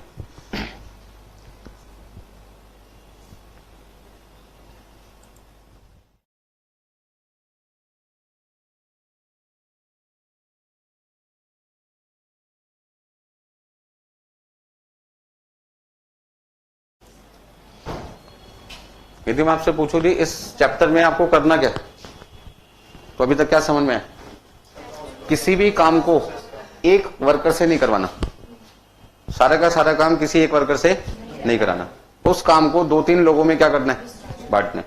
क्योंकि एक पर्सन सारे काम कर सके हर कंपनी के लिए पॉसिबल नहीं है कि उनके पास कोई एक ऐसा वर्कर मिल जाए जो सारे काम में एक्सपर्ट हो सकता है वो किसी 1 या 2 काम में एक्सपर्ट हो लेकिन सब में ना हो। मान लीजिए किसी बच्चे के 12th में 5 सब्जेक्ट थे, 5 में उसके 95 आते हैं, हर सब्जेक्ट में 95 है, तब तो मैं कहूंगा जी 5 में उसकी नॉलेज क्या है, बराबर है। लेकिन किसी एक सब्जेक्ट में उसके 100 में से 100 आ रहे हैं, 95 भी आ रहे हैं, 90 भी आ रहे हैं, और मान लीजिए उसके 70 भी आ रहे हैं, तो सब में उसकी नॉलेज बराबर नहीं है ना। 100 में से 100 का मतलब क्या हुआ, एक्सपर्ट नॉलेज है उसकी, और 100 में से 70 है, इसका मतलब वो एक्सपर्ट नॉलेज नहीं है। और ऐसे में जिसमें 100 में से 100 आ रहे हैं, तो यदि वो काम मैं उसको दूं अच्छे तरीके से निभा पाएगा, बात समझ में रही ना। अब किसी को मोटरसाइकिल चलानी बहुत अच्छी तरह आती है, कार उतनी अच्छी तरह नहीं चला पाता, ठीक है जी। हो सकता है कोई कार बहुत अच्छी तरह चला पाए, बस ना चला पाए, या जिसको बस चलानी आती हो सकता है वो मोटरसाइकिल अच्छी ना चला पाए। एक्सपीरियंस के ऊपर होता है ना। अब जिसको मोटरसाइकिल आती है वो कम स्पेस में भी मोटरसाइकिल निकाल के ले जाएगा, लेकिन बस वाले को तो क्या करना पड़ेगा, वेट करना पड़ेगा। तो जो मोटरसाइकिल लोग चलाते हैं उनकी पेशेंस लेवल और जो बस लोग चलाते हैं उनकी पेशेंस लेवल में क्या होता है, बहुत फर्क होता है। बस वाले को पता है मेरे लिए इतनी जगह चाहिए तभी मैं निकल सकता हूं, नहीं तो मुझे शांति से रुका रहना पड़ेगा। लेकिन मोटरसाइकिल वाला रुकता नहीं किसी तरीके से, वो तो जिग जैग गाड़ी चलाने पर विश्वास करता है। और बस वाले ने भी यदि जिग जैग चलानी चालू कर दी तो लोग कहेंगे पागल हो गया, पी के गाड़ी चला रहे। बात समझो, मोटरसाइकिल वाला ये काम करता है, लोगों को अच्छा लगता है, अच्छे लाइक आते हैं। बस वाला ही चलाता है, लोग कहते हैं पागल हो गया ये बंदा। मतलब मेरी बात को समझो, जो काम जिसको दिया जाए वो काम उसके लिए क्या होता है, सही होना चाहिए। तो इस चैप्टर के अंदर हमें क्या काम करना होता है, सबसे पहले हमें किसी भी काम को एक वर्कर से नहीं कराना, मतलब वर्कर को हमें अलग अलग डिपार्टमेंट में क्या करना होगा, बांटना पड़ेगा। दूसरा काम, पहली बार जो काम किया वर्कर ने उसमें जो उसने नुकसान किया उसको आइडेंटिफाई करना है, और अगली बार वर्कर की गलतियों को ढूंढ ढूंढ के बताना है वर्कर को कि आपने यहाँ पे मिस्टेक की थी, नेक्स्ट टाइम ये मिस्टेक ना कीजिए। जब वो नेक्स्ट टाइम उस मिस्टेक को कम करेगा तो कहीं ना कहीं हमारा नुकसान कम होगा और हमारी प्रोडक्शन क्या होगी, धीरे धीरे बढ़ने लगेगी। जब वेस्टेज कम होगी, 100 की जगह 82 किलोग्राम होगी, तो मेरी प्रोडक्शन 900 से कितनी हो जाएगी, 918 हो जाएगी। और जहां 1 यूनिट बनाने में मेरे 100 रुपए खर्च होते थे, अब कितने रुपए खर्च होंगे, 98.04। मतलब आप एक तरीके से समझो 2 रुपए का आपको क्या हो गया, फायदा। ठीक है इतना।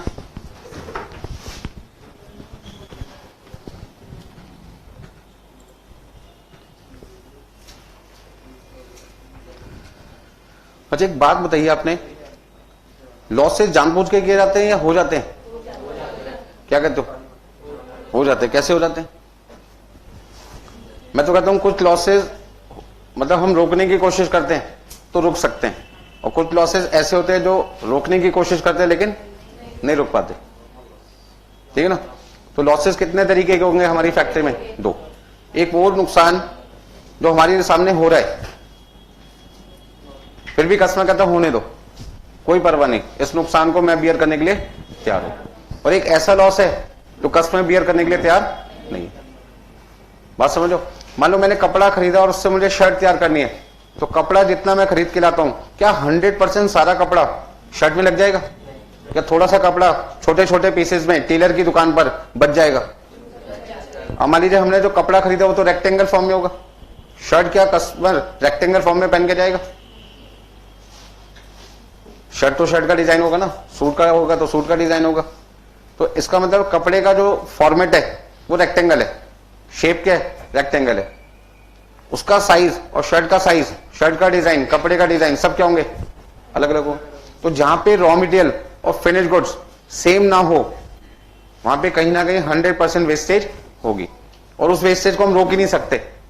अच्छा मान लीजिए आपको एक कप चाय पीनी है, एक कप चाय पीनी है, तो चाय कैसे दी जाए आपको?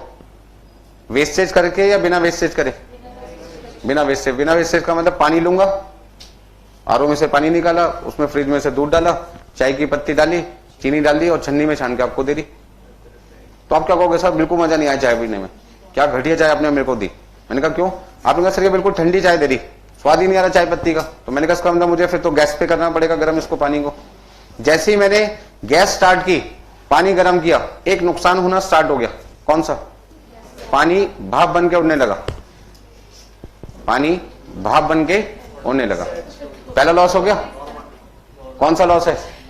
Weight loss. कौन सा लॉस है? Weight loss. पानी का नुकसान हो रहा है। क्या मैं हाथ रख के ऐसे बैठ जाऊं कि पानी मेरे हाथ में लगता रहेगा और नीचे गिरता रहेगा? नहीं करूंगा ना। मेरे एग्जाम्पल को थोड़ा समझने की कोशिश कीजिए। कौन सा लॉस है ये? Weight loss. कौन सा लॉस है? वेट। कौन होने दे रहा है? कस्टमर। कस्टमर कहते हैं जो चाय पहले आपने बना के दी, मन तो करा था मुंह पे फेंक दूं आपके, लेकिन एग्जाम्पल को समझो, एग्जाम्पल को समझ लो। मैं तो दुकानदार हूं ना, आपने कहा था लॉस नहीं होना चाहिए, मैंने लॉस नहीं होने दिया। आपने कहा जी लॉस होने दो, मैंने कहा होने दो। कौन सा लॉस?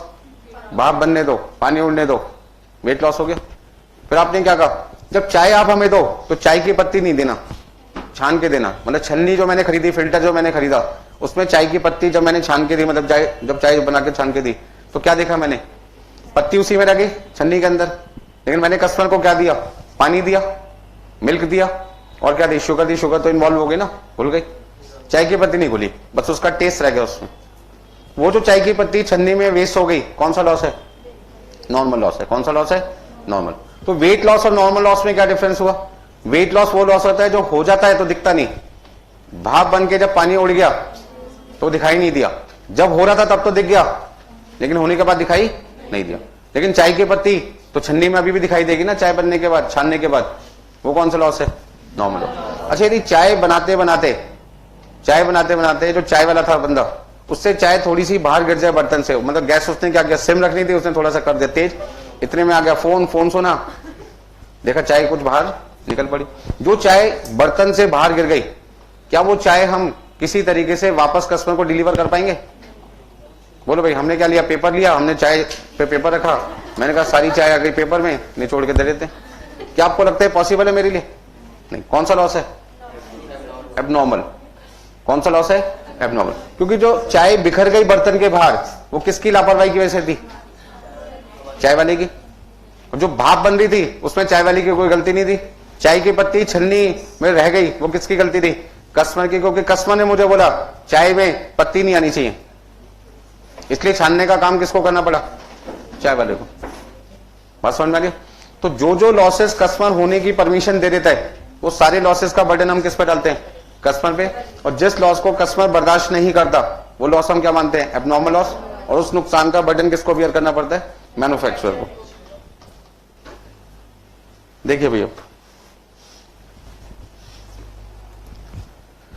हाँ जी, लॉसेस इन प्रोसेस कॉस्टिंग। यदि आपसे कोई पूछे प्रोसेस कॉस्टिंग में कितने तरीके के नुकसान होते हैं, तो मैं कहूंगा मेरी तरफ से तो 3 होते हैं। पहला वेट लॉस, दूसरा नॉर्मल लॉस और तीसरा एबनॉर्मल। कौन सा लॉस हो जाने के बाद नहीं दिखता? Weight loss. क्यों नहीं दिखता? क्योंकि वो एब्जॉर्ब हो जाता है एयर के साथ में। ठीक है जी। तो जैसे मान लीजिए यहां पर हमने क्या देखा कि पानी को जब हमने गर्म किया तो वो भाप में कन्वर्ट होने लगता है। भाप में कन्वर्ट होने का मतलब पानी का कुछ पोर्शन क्या हो जाता है? कन्वर्ट। तो वेट लॉस कौन सा लॉस होता है? ध्यान से देखिए मैंने क्या लिखा है, इनविजिबल, हो जाने के बाद दिखता नहीं, बट कहीं ना कहीं पानी की क्वांटिटी क्या हो गई, तो उसका ना पानी का तो नुकसान हो गया। क्या इसे नुकसान होने के बाद कबाड़ी वाले को बेच सकते हैं कि देखिए हमारा पानी भाप बन के उड़ गया, जरा हमारे को इसके पैसे दे दो भाप के। वो कहते लाओ तराजू पे रखो भाप को और पैसे ले जाओ। तो हमने कहा पागल तो नहीं हो गया, भाप कहां पे रखूंगा तराजू पे? वो कहते तुमने तो शुरुआत की थी कि मुझे भाप के पैसे दे दो। एग्जाम्पल को थोड़ा समझो कि कौन सी चीज मैं बेच नहीं पा रहा, जो चीज मैं वेट मशीन पर नहीं रख पा रहा। तो एक बात का ध्यान रखना, कबाड़ी वाले को जिसको कहते हैं स्क्रैप बायर, हमें उसी चीज के पैसे देता है जो चीज मैं वेट मशीन पे रखूंगा। तो वेट मशीन पे क्या रख रहा हूं? जो चीज विजिबल है। तो मुझे पैसे किसके मिल सकते हैं? नॉर्मल लॉस के, चाय की पत्ती के मिल सकते हैं। ठीक है जी। अब आपको क्या सर चाय की पत्ती तो यूज हो गई, ये तो आपकी नजर में यूज हुई है ना। बहुत सारे लोग ऐसे होते हैं जो फ्रेश टी नहीं खरीद सकते, चाय की पत्ती नहीं खरीद सकते। वो कहते हैं रीयूज को यदि मैं दोबारा यूज कर लूं तो कुछ तो टेस्ट आ जाएगा ना। ठीक है जी। तो दुकानदार क्या करता है, तो चाय की पत्ती उसने एक बार यूज कर ली। हम नॉर्मल अपने घर में क्या करते हैं, एक बार चाय बन गई फेंक दी उसको, लेकिन दुकानदार क्या करता है, फेंकता थोड़ी है, उसी में आधी चम्मच और डाल देते। हम होते तो क्या करते, दोबारा से 1 चम्मच डालते पूरी। वो रीयूज कर रहे ना। बात समझो मेरी। चलिए, तो नॉर्मल लॉस और एबनॉर्मल लॉस दो ऐसे लॉसेज हैं जो विजिबल होने की वजह से वेट मशीन पे रखकर हम उसकी स्क्रैप वैल्यू ले सकते हैं। तो चाय की पत्ती का एग्जांपल हो सकता है आपके पास में।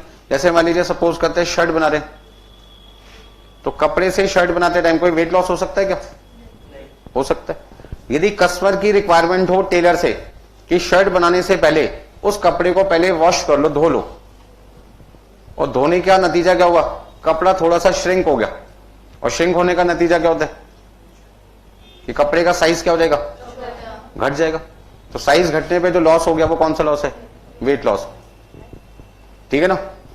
अच्छा, जब हमने कपड़े को वॉश कर लिया, धो लिया, और धोने के बाद उसको आयरन किया, और आयरन करने के बाद उसे टेलर ने काटना शुरू किया, तो कुछ छोटे छोटे कतरने बच जाती हैं।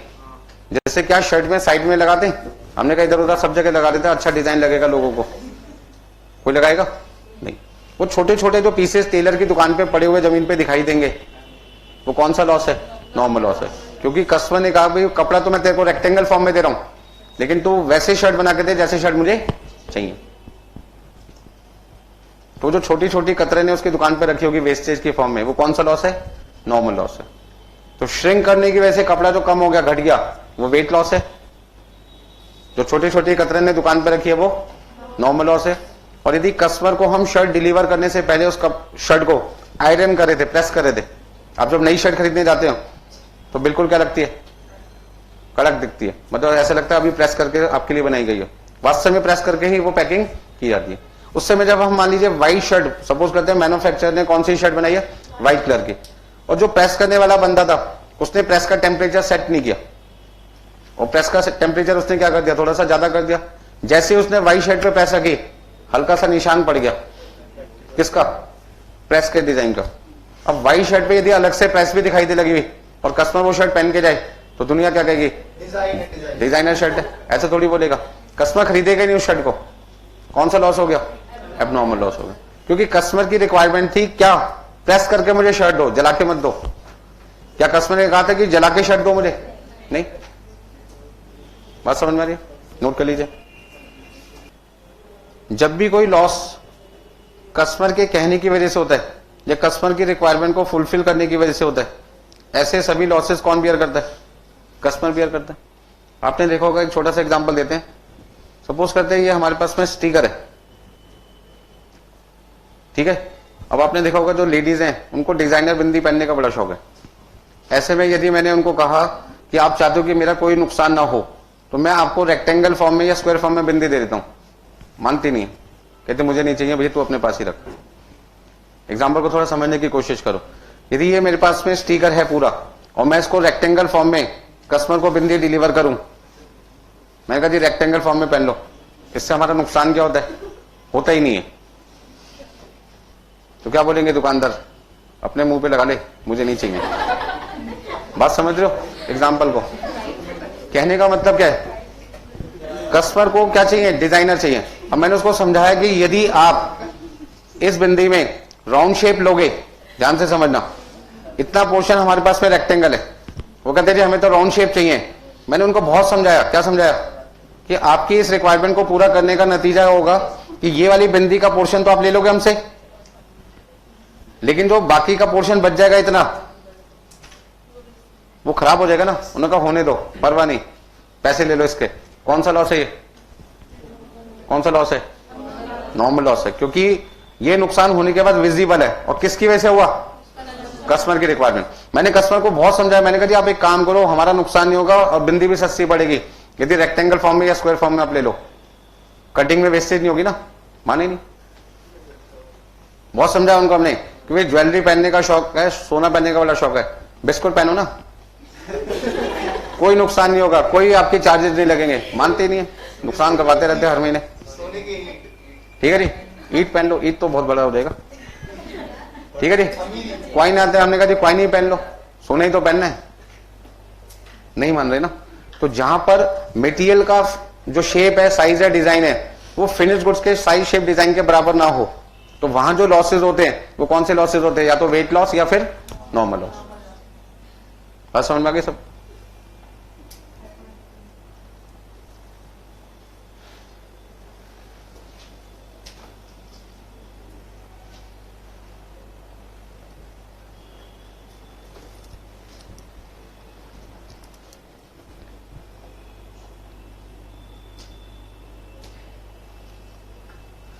अच्छा, मैं आपको समझा क्या रहा था? मैं आपको ये बता रहा था कि जो लॉसेस कस्टमर की वजह से होते हैं हमें, हम का मतलब मैन्युफैक्चर, वो लॉसेस का नुकसान जब हम कस्टमर पे डाल देंगे तो कस्टमर को सामान क्या मिलेगा? महंगा मिलेगा। और यदि कोई लॉस हमारी लापरवाही की वजह से हुआ और उसके पैसे मैं कस्टमर से ना ले पाऊं, तो फिर कस्टमर को जो सामान जिस रेट पे पहले मिलता था उसी रेट पे आगे मिलेगा। तो उस नुकसान का बर्डन किस पे नहीं आ पाएगा? कस्टमर पे। इसका ना कॉस्ट पर यूनिट पे कोई फर्क नहीं पड़ेगा। तो कौन से लॉस का फर्क कस्टमर पे नहीं पड़ता? एब्नॉर्मल। इसका ना कॉस्ट पर यूनिट जो पहले लगाई गई थी उसको वही रेट आज लगेगा। लेकिन यदि कोई लॉस एब्नॉर्मल लॉस की जगह नॉर्मल या वेट लॉस है तो उसका जिम्मेदार किसको माना जाता है? और यदि कोई लॉस का जिम्मेदार कस्टमर है तो बियर भी किसको करना पड़ेगा? और ऐसे में पर यूनिट कॉस्ट क्या होती चली जाएगी? बढ़ती जाएगी। तो मैं आपको कुछ एग्जांपल दूंगा आज अभी करवाने के लिए, जिससे आपके सारे पॉइंट्स हो जाएंगे क्लियर। तो थ्योरी कॉन्सेप्ट तो यहाँ पे खत्म होता है, प्रैक्टिकल पार्ट अब आपका शुरू होता है। करें स्टार्ट। देखिए अभी एक एग्जांपल आपके लिए मैंने यहाँ पे बना रखा है, जो चाय का दे रखा था मैंने आपको। ठीक है जी, सपोज करते हैं चाय पीने का आपका मन है और ऐसे में आप किसी चाय वाले की दुकान पे चले गए, जिसने सारी चीजें आपके लिए देखो रखी हुई है अपनी दुकान पे। जैसे ही उसने इस बर्तन में पानी डाला और उसको बॉईल करना स्टार्ट कर दिया, गैस चल रही है देखो आपके सामने इस समय, तो यहाँ पे जैसे ही पानी गर्म होना स्टार्ट होगा भाप में कन्वर्ट होने लगेगा। वो भाप कौन सा लॉस है? वेट लॉस है। ठीक है जी, कस्टमर की रिक्वायरमेंट है कि मुझे चाय एक तो गर्म चाहिए और दूसरी रिक्वायरमेंट क्या है? चाय की पत्ती नहीं चाहिए। चाय के अंदर टेस्ट क्या हो जाता है? बिगड़ जाता है। चाय का स्वाद तो चाहिए लेकिन पत्ती नहीं चाहिए साथ में। ठीक है ना। उसी तरीके से हमने यहाँ पे एक छन्नी खरीदी और चाय जो इस बर्तन में हमने बनाई थी वो हमने इस कप में क्या कर दी? छान दी। छानने के बाद ये तो मेरे लिए हो गया फिनिश गुड्स जो मुझे कस्टमर को देना है। बट इस चाय को बनाने के लिए मैंने क्या खरीदा होगा? वाटर, मिल्क, टी, शुगर, ये सारे के सारे क्या मेरे मटेरियल है। ठीक है जी। मान लीजिए हमने एक कप पानी लिया और आधा कप हमने मिल्क ले लिया। दोनों चीजें जब हमने इस बर्तन में डाली तो इसके अंदर इनपुट कितना होगा? इनपुट कितना होगा? 1.5 कप लिक्विड होगा ना। लेकिन जब हमने चाय बना के दी तो चाय तो कितनी बनी? तो कहना कहीं ना कहीं आधा कप जो मटेरियल था वाटर और मिल्क लॉस्ट हो गया। कहां पे लॉस्ट हो गया? हवा में। कौन सा लॉस हो गया? वेट लॉस हो गया। बात समझो। जो चाय की पत्ती हमने उसमें डाली थी चाय में, वो तो हमने छन्नी में क्या कर दी? अलग कर रखती है। तो ये जो लॉस है कौन सा लॉस है? Normal loss. अब एबनॉर्मल लॉस का मतलब क्या? यदि चाय बनाते बनाते गैस को हम हाई पे कर दें और समय पे गैस को बंद ना करें या बर्तन ना हटाएं तो चाय क्या हो सकती है? बाहर गिर सकती है। मान लीजिए चाय निकल के यहां पे बाहर गिर गई तो कौन सा लॉस हो गया? एबनॉर्मल लॉस हो। ठीक है जी, नोट कर लीजिए। नोट करना है तो कर लीजिए, नहीं तो फोटो खींच लो।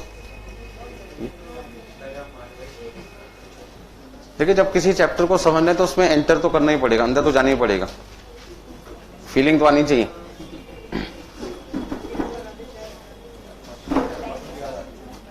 हाँ जी, कोई दिक्कत है इसमें?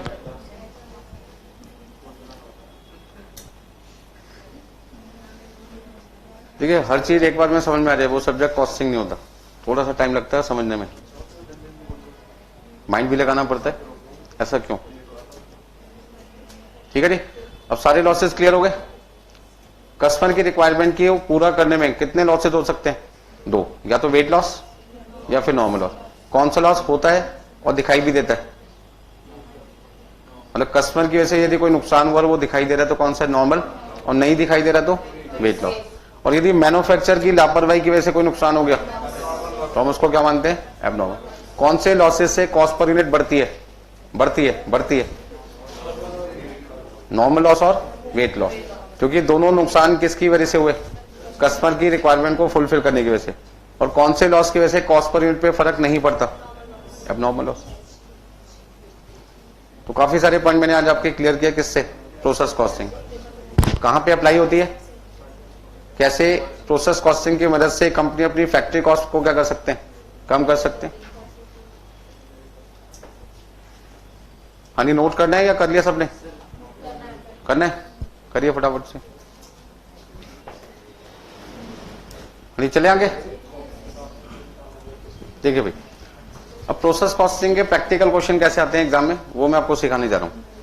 पहला एग्जांपल देखिए। सबसे पहले कहेंगे प्रिपेयर प्रोसेस वन अकाउंट। जैसे मैंने कहा ना, प्रोसेस कॉस्टिंग एक ऐसी टेक्निक है जहां पे कोई भी काम सारा का सारा एक डिपार्टमेंट में नहीं होता। कम से कम कितने डिपार्टमेंट की रिक्वायरमेंट जरूर होती है? दो। तो एग्जाम में जो क्वेश्चन आएगा वो कम से कम कितने प्रोसेस का तो जरूर होगा? दो या दो से ज्यादा का। तो आज की क्लास में तो पहला एग्जाम्पल है वो क्या है? Prepare process one account.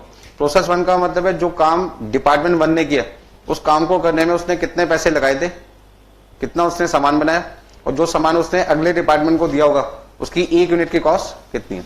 तो यदि आपसे कोई पूछे प्रोसेस अकाउंट बनाने का पर्पस क्या है तो आपका आंसर क्या होगा?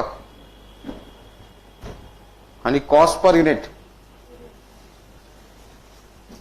जो पहला डिपार्टमेंट दूसरे डिपार्टमेंट को बताएगा कि एक यूनिट में आपको जितने रुपए की दूंगा वो कितने की है, उसे कैसे पता लगाएगा? प्रोसेस वन से।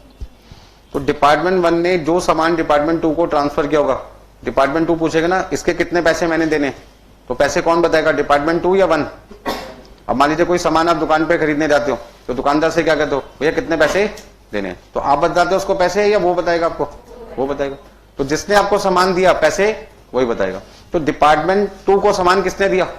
वन ने। तो पैसे भी कौन बताएगा कैलकुलेट करके? वन। तो डिपार्टमेंट वन कितने पैसे डिपार्टमेंट टू से चार्ज करेगा सामान को ट्रांसफर करने के, वो कैसे पता लगाता है? प्रोसेस अकाउंट बना के। तो किसने आंसर देना है? वन ने। तो कौन सा अकाउंट बनेगा? Process one account. यदि टू ने आंसर देना है प्रोसेस टू अकाउंट बनेगा। थ्री ने आंसर देना है प्रोसेस थ्री।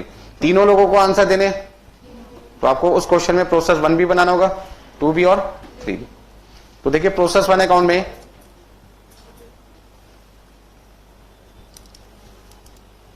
यानी सबसे पहले किसी भी काम को शुरू करने के लिए क्या चाहिए आपको? मटेरियल। तो मान लीजिए मटेरियल आपने भेजा डिपार्टमेंट वन में कितने किलोग्राम? 1000 किलोग्राम। और 1 किलोग्राम आपने दिया मान लीजिए 50 रुपए के हिसाब से, मार्केट से खरीदा कितने का? 50 का। अच्छा, वर्कर को भी तो कुछ पैसे दिए होंगे आपने, आप लिखते जाइए। यानी 40,000 रुपए अपने वर्कर को दिए। यानी फैक्ट्री एक्सपेंसेस आपका कितना हुआ होगा? 10,000 रुपये। हाँ जी, क्वेश्चन में लिखा है आउटपुट ट्रांसफर टू प्रोसेस 2।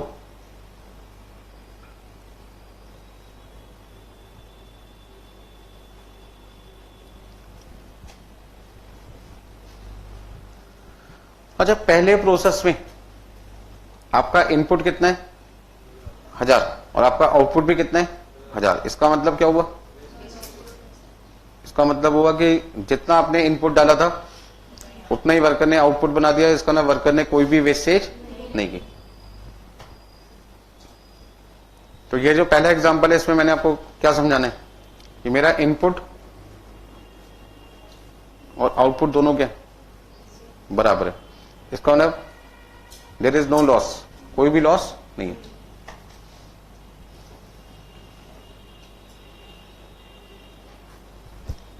कोई भी लॉसेस नहीं है, ना नॉर्मल लॉस, ना वेट लॉस, ना एबनॉर्मल लॉस। अब ऐसे में आपसे क्या बनाने के लिए बोला गया? Process one account. तो सॉल्यूशन में सबसे पहले आपको क्या करना होगा? प्रोसेस वन अकाउंट बनाना होगा। हाँ जी, प्रोसेस वन कौन बना रहे? डिपार्टमेंट 1 या डिपार्टमेंट 2? डिपार्टमेंट 1। क्यों बना रहे? ताकि वो बता सके डिपार्टमेंट 2 को जो क्वांटिटी मैंने ट्रांसफर की है उसके कितने पैसे मुझे डिपार्टमेंट 2 से लेने। क्योंकि खर्चा यदि 1 ने किया है तो पैसे भी तो किसको मिलने चाहिए? 1 को मिलने चाहिए। किससे? जिसको मैंने सामान दिया। तो 1 ने सामान किसको दिया? 2 को। तो पैसे भी किससे मांगेंगे? 2 से ही मांगेंगे। 2 कहता है जी पैसे तो मैं देने को तैयार हूं, जरा ये तो बताओ कितने दूं। तो डिपार्टमेंट 1 क्या कहता है? थोड़ा वेट करो, आप ही के लिए काम चालू है।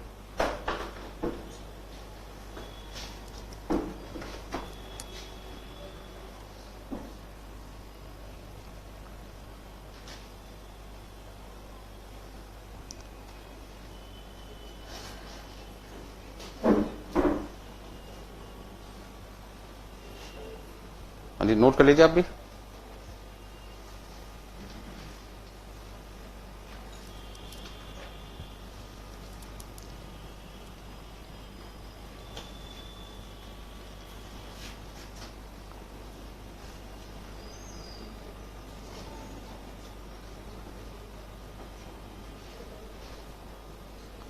अच्छा, यूनिट्स भी लिख सकते हो। यूनिट की जगह आप क्या लिख सकते हो? क्वांटिटी।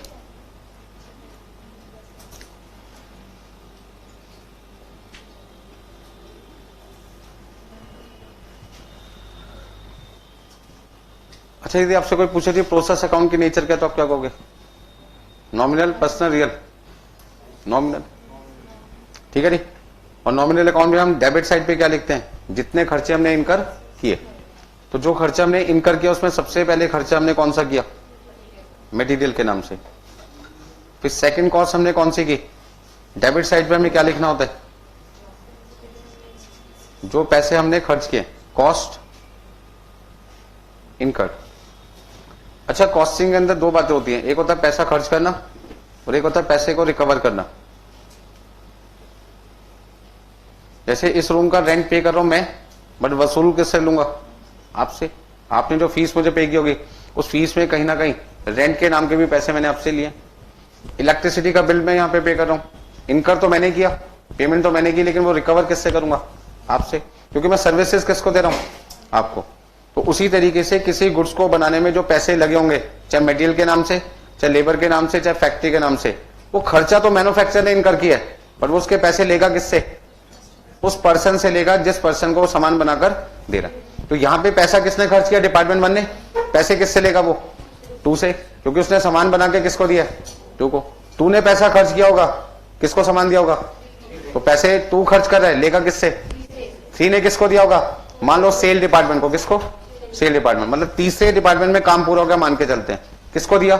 Cell department. तो तीसरे डिपार्टमेंट ने जो खर्चा किया होगा वो पैसे किससे लेगा? सेल से। सेल डिपार्टमेंट ने गुड्स किसको दिया? तो खर्चा सेल डिपार्टमेंट का हुआ, वो पैसे किससे ले लेगा? कस्टमर से। इसका मतलब आपने क्या देखा इस चैप्टर में? पहला डिपार्टमेंट डायरेक्टली पैसे नहीं ले सकता, किससे? कस्टमर से। पहला किससे लेगा? दूसरे से। दूसरा तीसरे से। तीसरा sale department. Sale department customer से। ये चेन चलती है इस चैप्टर के अंदर। समझ में आ गई बात? इतनी तो देखिए सबसे पहले मटेरियल कॉस्ट लिखा मैंने, फिर क्या लिखा अपना लेबर कॉस्ट, और फिर आपके पास क्या फैक्ट्री एक्सपेंसिव। अच्छा मान लीजिए इस क्वेश्चन के अंदर ऑफिस एक्सपेंसेस भी दे रखा होता, ऑफिस एक्सपेंसेस भी दे रखा होता 15,000 रुपए, तो आप क्या कहते कि सर इसको कंसीडर नहीं करते। कौन से चैप्टर में? प्रोसेस कॉस्टिंग में, क्योंकि हम यहाँ पे प्रोसेस कॉस्टिंग में कौन सी कॉस्ट निकालते हैं? फैक्ट्री कॉस्ट, और ऑफिस का खर्चा कब आता है? फैक्ट्री कॉस्ट के बाद, उसको कंसीडर नहीं करना। ठीक है जी इतना। तो मटेरियल कॉस्ट कितनी है? अच्छा मटेरियल मैंने कितना खरीदा? 1000 किलोग्राम। तो क्वांटिटी की फॉर्म केवल मटेरियल की होती है। 50 रुपए के हिसाब से कितने का हो गया? 50,000 का। अच्छा वर्कर को हमने कितने पैसे दिए और फैक्ट्री का खर्चा कितना किया? क्या मुझे ऑफिस एक्सपेंस लिखना चाहिए? पक्का नहीं लिखना? क्यों? क्योंकि प्रोसेस कॉस्टिंग में हम कहां तक की कॉस्ट निकालते हैं? फैक्ट्री, और ऑफिस का खर्चा कब आता है? फैक्ट्री कॉस्ट के बाद। इसका मतलब ये रेलिवेंट नहीं है इस चैप्टर के लिए, हटा दो। अब टोटल खर्चा 1000 यूनिट बनाने में हमारी जेब से कितने रुपए लग चुके हैं? 1 लाख रुपए। हमने गुड्स किसको बना के देना है? डिपार्टमेंट 2 को, मतलब प्रोसेस 2 को। तो जिसको सामान देना है उसी से तो पैसे लेने। तो डिपार्टमेंट 2 कहते हैं जी मैं पैसे उसी के दूंगा जितना सामान आपने मुझे दिया। तो मैंने कहा मैं आपको कितनी क्वांटिटी ट्रांसफर कर रहा हूं? 1000। अच्छा मैं इनपुट कितना लगाया था? 1000। आउटपुट भी कितना है? 1000, मतलब कि कोई लॉस नहीं है। अच्छा यदि कोई लॉस नहीं है तो जितने पैसे लगे थे सारे के सारे पैसे किससे ले लूंगा? प्रोसेस 2 से ले लूंगा। तो प्रोसेस 2 को 1 किलोग्राम सामान कितने का पड़ा होगा? 1 यूनिट कितने की पड़ी होगी? 1000 रुपए में लूंगा, मतलब 1 लाख रुपए लूंगा किसके? 1000 के। तो डिपार्टमेंट 1 ने डिपार्टमेंट 2 से कहा 1 लाख रुपए में आपसे लूंगा, कितनी यूनिट ट्रांसफर करने के? 1000 के। तो बताइए कितना हुआ? 1 लाख को 1000 से क्या कर दो?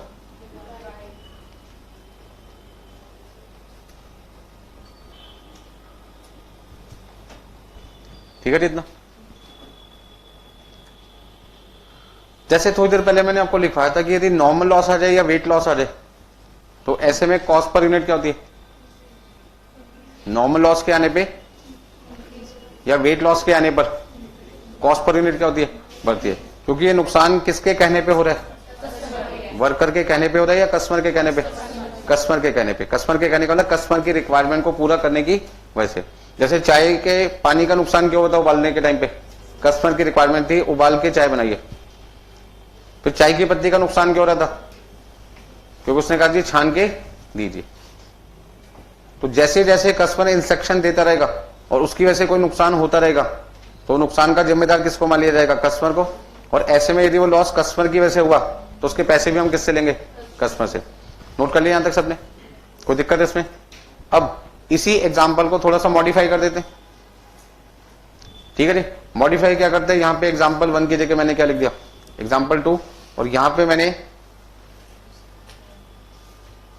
एक नया पॉइंट ऐड कर दिया।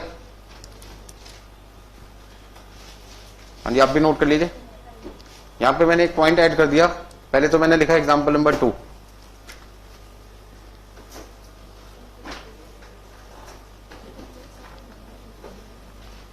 हाँ जी एग्जाम्पल नंबर 2 पहला चेंज किया। दूसरा नॉर्मल लॉस 10% ऑफ इनपुट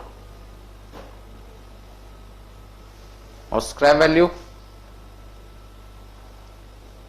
पर केजी ₹20। स्क्रैप वैल्यू हमने पर किलोग्राम कितना ले लिया? 20 रुपए। ठीक है इतना। जैसे ये पॉइंट ऐड हो गया क्वेश्चन चेंज हो गया। अब आपकी आउटपुट कितनी होगी? यदि मैं 1000 किलोग्राम मटेरियल खरीद के ला रहा हूं और जैसा गुड्स कस्टमर बनवाना चाहता है वैसा गुड्स बनवाने में हमारा 10% का मटेरियल खराब होगा तो 1000 का 10% कितना हुआ? 100 किलोग्राम। तो यदि 1000 किलोग्राम मटेरियल खरीद के 100 किलोग्राम मटेरियल खराब हो जाए तो बचेगा कितना? 900। तो मैंने यहां पे आउटपुट ट्रांसफर कितना लिख दिया? 900।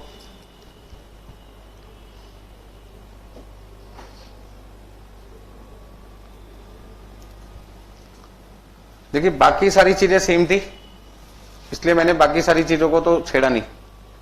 तो ध्यान रखना डेबिट साइड पे क्या चीज आती है? जो पैसे डिपार्टमेंट 1 के द्वारा खर्च किए जा रहे हैं। और क्रेडिट साइड पे क्या लिखना है? जो पैसे मैंने डिपार्टमेंट 2 से लेने हैं वो कैसे लेने और कितने लेने हैं।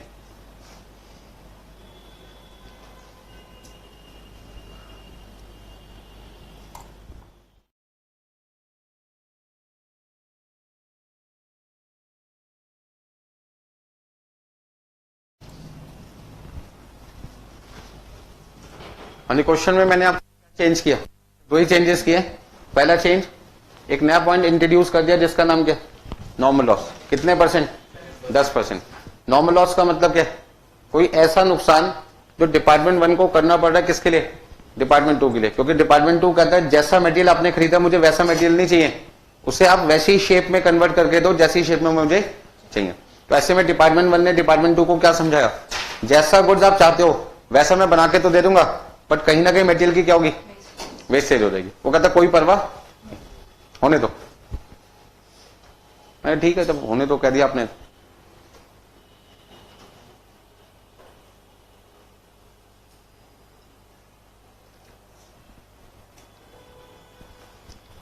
देखिए रियल लाइफ में काम आता है जो भी मैन्युफैक्चरिंग बिजनेस का काम करते हैं फ्यूचर में, क्योंकि हर बंदे को आज की डेट में चैलेंज क्या है?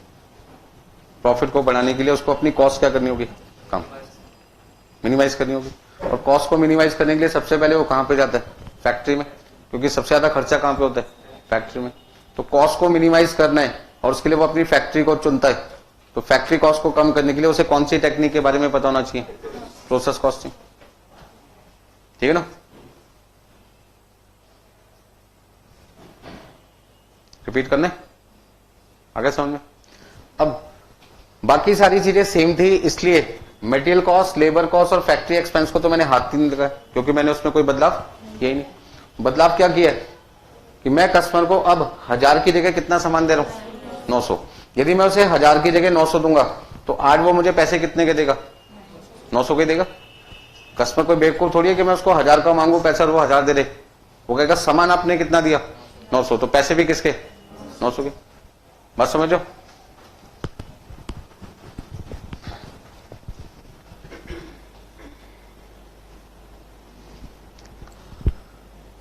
अब देखिए काम की बात यह है कि मैं यहां पे कस्टमर को कितना सामान डिलीवर करने वाला हूं? 900 किलोग्राम। अब यदि मैं 900 किलोग्राम के लाख रुपए मांगू तो आपको लगता है कस्टमर दे देगा? नहीं देगा। क्यों नहीं देगा? वो कहता भाई साहब 1 लाख रुपए तो आपने किसके लिए खर्च किए थे? 1000 के लिए। तो यदि आप मुझे 1000 किलोग्राम सामान देते मुझे कोई दिक्कत नहीं थी। आप यदि मुझे 1000 देते मैं आपको कितने रुपए दे देता? 1 लाख। लेकिन आप तो मेरे साथ चीटिंग करने पे आ गए हो। सामान दे रहे हो कितना?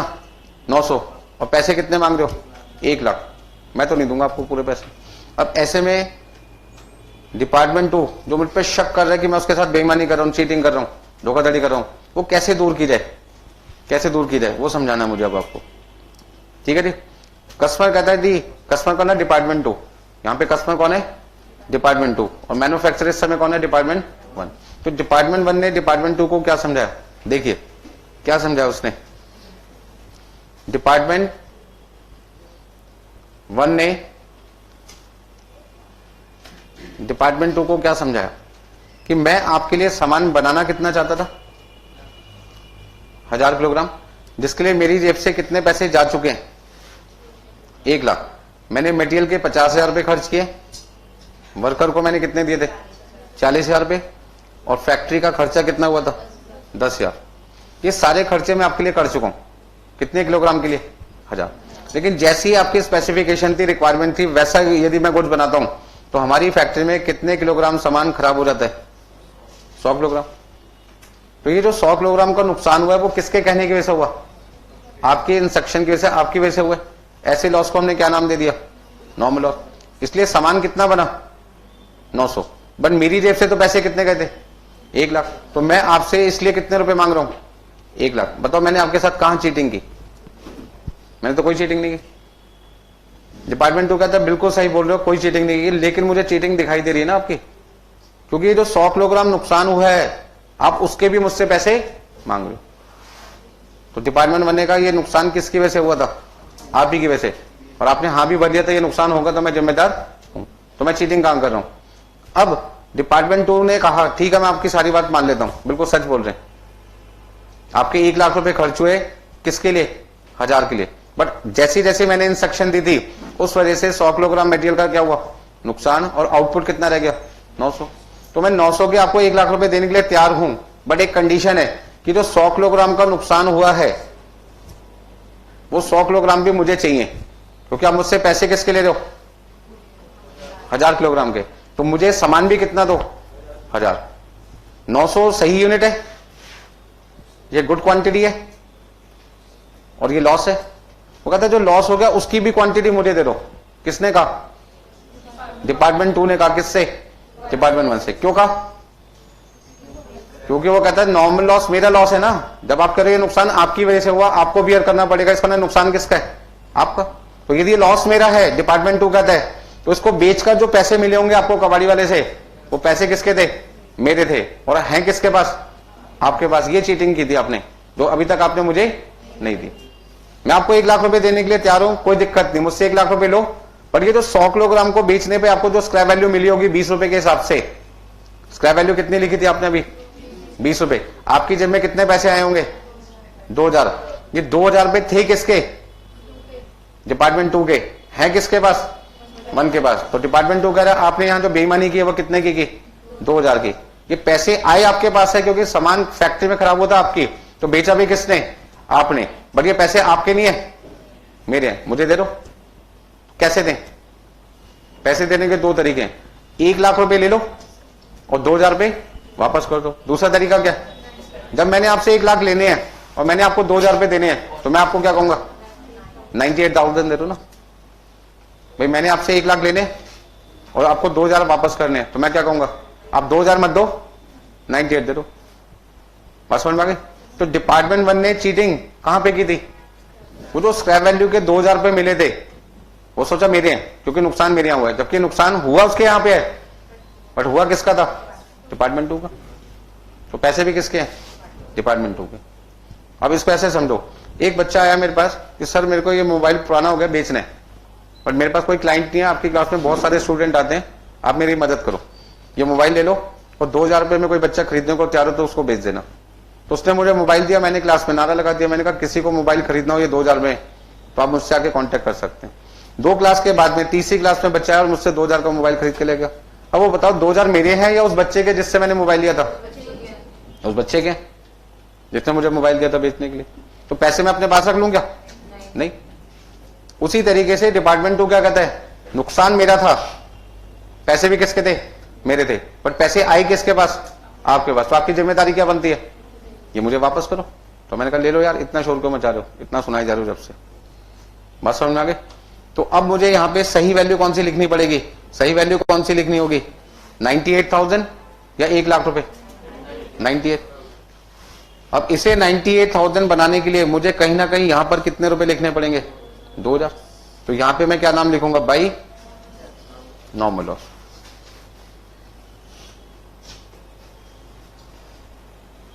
कितने किलोग्राम का नुकसान था, 100 समझ में आया कैसे निकाला था मैंने। इस 100 को निकालने के लिए 1000 का हमने कितना किया था, 10%, और 1 किलोग्राम की स्क्रैप वैल्यू कितनी थी, 20 रुपए। तो यदि 1 किलोग्राम की स्क्रैप वैल्यू 20 रुपए है तो 100 किलोग्राम की कितनी हो गई, 2000। अब आप एक बात बताइए, अब रेट कितना है, अब कस्टमर को 98,000 रुपीज देने पड़ेंगे और उसे कितना सामान मिलेगा, 900। तो 1 किलोग्राम सामान उसे कितने का पड़ेगा, 98,000 को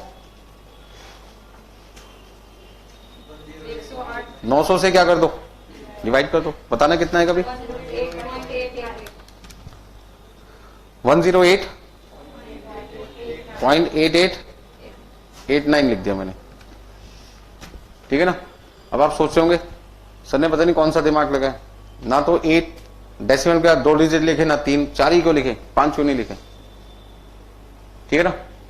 तो मैंने एक तरीका बना रखा है, जिस क्वांटिटी से मैं डिवाइड करता हूं, जिस क्वांटिटी से मैं डिवाइड करता हूं उसके डिजिट काउंट कर लेता हूं। कितने?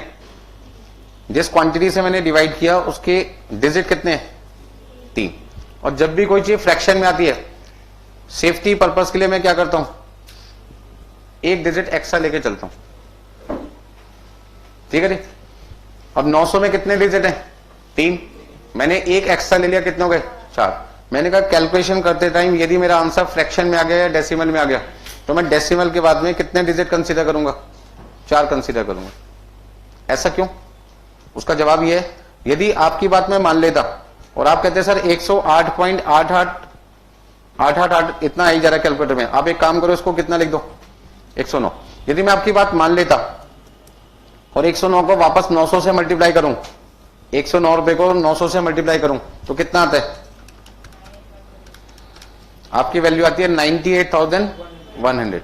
और जैसे मैं यहां पे 98,100 लिखूंगा, मेरा टोटल 1,00,100 रुपए हो जाएगा और इस साइड का टोटल इस साइड से मैच नहीं करेगा और जो मेरे को पूरे मार्क्स मिलने वाले थे वो मिलेंगे नहीं। आपके एक्सपेक्टेशन से मार्क्स क्या हो जाएंगे? कम हो जाएंगे और आपको पता भी नहीं चलेगा क्या गलती होगी। ठीक है जी। तो इस गलती को रोकने का तरीका क्या था? मैंने कहा 900 में डिजिट कितने? 3। एक एक्स्ट्रा ले लो, कितने हो गए? 4। यदि कोई भी चीज डेसिमल में आती है तो कितने डिजिट तक लेके चलने? 4 तक। अच्छा, यदि यहां पे 9000 लिखा होता तो 5 तक चलता, 90 लिखा होता तो 3 तक लेके चलता। ठीक है जी। ऐसे करने से फायदा क्या होगा? अब यदि मैं 108 को ऐसे लिखूं और अब 900 से मल्टीप्लाई करूं तो देखो कितना आता है? 108.889 इंटू 900। आपके पास में लगभग वैल्यू कितनी आ रही है? 98,000.01, मतलब 0.01 का 1 पैसा, जो कि हम क्या कर सकते हैं? इग्नोर कर सकते हैं।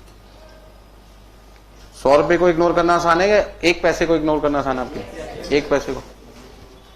आपके तो सर 100 रुपए कुछ नहीं होता। कितनी बार आपने राह चलते हुए लोगों को 100 रुपए दिए? दिया कभी? हाँ जी। 1 लाख वाला भी कभी नहीं देता। ठीक है ना? कोई भी नहीं देता, क्योंकि उसके लिए 100 रुपए की काफी इंपॉर्टेंस है। हाँ, बात समझ में आ गई इतनी सबको? तो मैंने 2-3 पॉइंट आपको और समझाया अभी कि यदि कोई कैलकुलेशन करते टाइम आपका आंसर डेसिमल में आता है, कॉस्ट पर यूनिट, तो डेसिमल के बाद में कितने डिजिट लिखने हैं? जिस क्वांटिटी से डिवाइड कर रहे हो उसके डिजिट काउंट कर लो और उसमें एक क्या कर दो? एक्स्ट्रा लेके चलना। तो ऐसा करने से आपके पास क्या होगा? जो रेट आप यहां लिख रहे हो उस रेट से जब मल्टीप्लाई करोगे तो वैल्यू क्या आएगी? वही आएगी जो आनी चाहिए। कोई दिक्कत यहां तक किसी को? अच्छा, चीटिंग क्या की थी डिपार्टमेंट 1 ने 2 के साथ? जो स्क्रैप वैल्यू के पैसे 100 किलोग्राम के 20 रुपए के हिसाब से डिपार्टमेंट 1 को मिले थे, उसने अपने पास रख लिया, ये सोच के कि नुकसान मेरी फैक्ट्री में हुआ है, पैसे भी किसके? मेरे। बट मैंने उसको क्या समझाया? नुकसान आपकी फैक्ट्री में हुआ है, पर ये नुकसान किसका था? डिपार्टमेंट 2 का। एक एग्जांपल आप समझ सकते हो। मान लीजिए एक मतलब हस्बैंड वाइफ है, मिस्टर एक्स, उनकी वाइफ का नाम है मान लीजिए मिसेज एक्स। मिसेज एक्स के नाम पे एक पॉलिसी है 50 लाख रुपए की। ठीक है जी। अब मान लीजिए जो मिस्टर एक्स है उन्होंने अपनी वाइफ के नाम पे एक पॉलिसी करा रखी है, कितने लाख की? 50 लाख की। मिसेज एक्स अपनी मदर के यहां अपनी मदर से मिलने गई। ठीक है जी। और ऐसे में पता नहीं उनकी अचानक तबियत खराब हुई और तबियत खराब होने के बाद थोड़ी देर में उनकी डेथ हो गई। किसकी? मिसेज एक्स की। कहां पर? अपनी मम्मी के घर पे, अपनी मदर के घर पे। अब इंश्योरेंस कंपनी से जो 50 लाख रुपए मिलेंगे किसको मिलेंगे? उस पर्सन को मिलेंगे जो इस पॉलिसी का नॉमिनी है। नॉमिनी कौन है? मिस्टर एक्स है। डेथ कहां पे हुई है? मदर के घर पे। मदर कहती है लड़की मेरी मरी भी मेरे घर पे, 50 लाख भी किसके? मेरे। एग्जाम्पल को समझो। हस्बैंड क्या करे? आपकी लड़की थी, मरी आपके घर पे, पॉलिसी किसके नाम पे? मेरी वाइफ के। नॉमिनी कौन है? मैं हूं। तो मैं जहां भी जाऊंगा 50 लाख मुझे ही मिलेंगे। एग्जाम्पल को थोड़ा समझने की कोशिश करो। यदि वो मदर के घर पे जाता तब भी 50 लाख किसको मिलने? वो अपने घर पे रहेगा तब भी 50 लाख उसको ही मिलने। बात समझो। वो अपने फादर के घर पे चला जाए लड़का तो भी 50 लाख किसको मिलने? उसी को। वो जाएगा कहीं पे भी, है किसके नाम पे? जिसके नाम पे उसी को पैसे मिलने। तो हमें इससे कोई फर्क नहीं पड़ता, एग्जाम्पल को समझने की कोशिश करो कि नुकसान कहां पे हुआ मैटर नहीं करता, नुकसान किसका था वो मैटर करता है। बात समझ में आ रही? अब ऐसे में मान लीजिए जो मिसेज एक्स है वो चली गई, तो मिस्टर एक्स के दो छोटे छोटे भाई भी हैं, वो भी रोने लगे, भाभी चली गई, भाभी चली गई, बेचारे वो ये इसलिए रो रहे थे कि 50 लाख में से 10-10 लाख भी मिल गए, काम बन जाएगा। तो भाई ने कहा बेटा जितना मर्जी रो ले, 1 रुपए नहीं मिलना, नुकसान मेरे, पैसे भी मेरे। कोई दिक्कत किसी को? चलिए भाई, तो यहां पे हमने क्या कॉन्सेप्ट सीखा, नुकसान कहीं पर भी हो, ठीक है रे, उससे हमें कोई मतलब नहीं है। अब मान लीजिए चलो मदर के यहाँ पे वाइफ की डेथ नहीं हुई, वापस आ रही थी घर पे अपने हस्बैंड के, और रास्ते में बस का एक्सीडेंट हो गया, या मान लीजिए वो बस से उतर रही थी, एकदम से कोई पीछे से हिट करके चला गया, डेथ हो गई। अब ना तो घर पे डेथ हुई अपने, ना मदर के, कहां पे, रास्ते में। तो ट्रांसपोर्ट वाले कहते थे रास्ते में मरे हैं, पैसे हमारे, सरकार कहती है पैसे तो हमारे हैं, रास्ते में मरे हैं। तो मिस्टर एक्स ने क्या समझा, कहीं पर भी जाए दुनिया से, किसी भी घर से, हमारे घर से, अपनी मम्मी के घर से, रास्ते से, पैसे किसके हैं? हमारे। ठीक है, आपने गाड़ी का इंश्योरेंस करा रखा है, और मान लीजिए कोई बच्चा 2 व्हीलर लेके आया, नीचे उसने 2 व्हीलर पार्क कर रखा है, बाई चांस जब क्लास से बाहर गया और 2 व्हीलर दिखाई ना दिया, तो पॉलिसी के पैसे किसको मिलेंगे 2 व्हीलर के? हमने कहा आप हमारी क्लास में हो, इसकी वजह से आपकी 2 व्हीलर खो गया, पैसे हमारे। बात समझो? या हो सकता है वो 2 व्हीलर घर पे खो जाए, हो सकता है पार्किंग से कोई ले जाए, कहीं पे भी खोएगा, पैसा किसको मिलेगा? ऑनर भी तो मिलेगा भाई, सिंपल सी बात है, नुकसान जिसका फायदा भी उसी का। तो यही बात डिपार्टमेंट 2 ने समझाई किसको? डिपार्टमेंट 1 को, कि नुकसान आपकी फैक्ट्री में हुआ है लेकिन नुकसान मेरा था, तो पैसे भी किसको मिलने चाहिए? मुझे मिलने चाहिए। तो डिपार्टमेंट 1 कहता बहुत दिमाग खराब कर दिया तुमने, पकड़ो अपने 2000 और मुझे जाने दो, मुझे कितने पैसे दे दो? 90। अच्छा, आपने इस एग्जाम्पल और पिछले एग्जाम्पल में क्या देखा? पिछले एग्जाम्पल में पर यूनिट कॉस्ट कितनी थी? 100 रुपए। इस बार कितनी है? 108 रुपए 89 पैसे समथिंग, जो भी कह सकते हैं। कॉस्ट क्या हो गई? बढ़ गई। कौन से लॉस की वजह से? Normal loss. क्यों? क्योंकि लॉस किसकी वजह से हुआ था? कस्टमर की। तो बियर भी किसको करना पड़ेगा? कस्टमर। लिखवाया था ना मैंने आपको कि नॉर्मल लॉस वो लॉस होता है जो नुकसान किसकी वजह से होता है? कस्टमर। तो उसको समान जो कॉस्ट पर यूनिट है वो क्या होती है? बढ़ जाती है। अच्छा लिखो एग्जाम्पल नंबर 3, आज का आखिरी एग्जाम्पल होगा। यदि इस क्वेश्चन में मैं वेट लॉस भी डाल दूं, कौन सा लॉस डाल दूं? वेट लॉस, तो क्या होगा? यानी इसी क्वेश्चन में मैंने एक पॉइंट और ऐड कर दिया, वेट लॉस। यहां पे लिख देता हूं, ऊपर जगह खाली है। यानी एग्जाम्पल 2 से कौन सा बन गया? 3।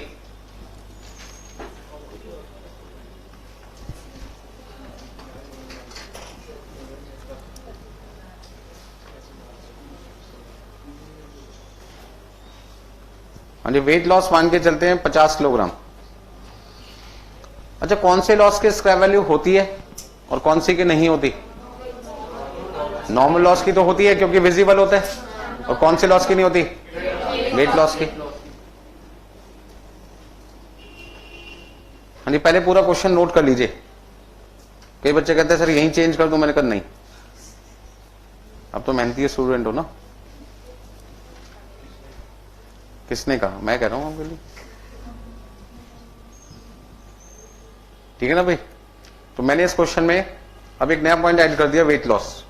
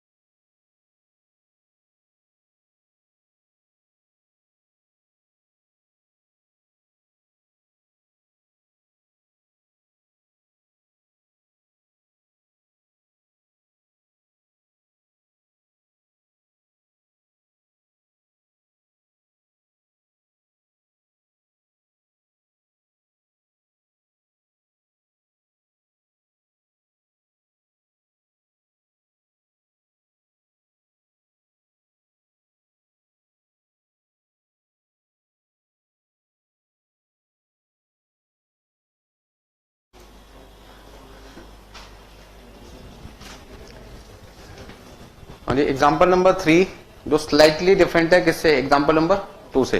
क्या स्लाइटली डिफरेंस है, यहाँ पे एक नया लॉस ऐड कर दिया, कौन सा, वेट लॉस। अच्छा अब आप एक बात बताइए, डिपार्टमेंट 1 किसको सामान बना के दे रहा है, 2 को, और उसके लिए उसने कितना मटेरियल खरीदा था, 1000 किलोग्राम, 50 रुपए के हिसाब से 50,000 का। लेबर के कितने दिए, 40, और फैक्ट्री के कितने दिए, 10।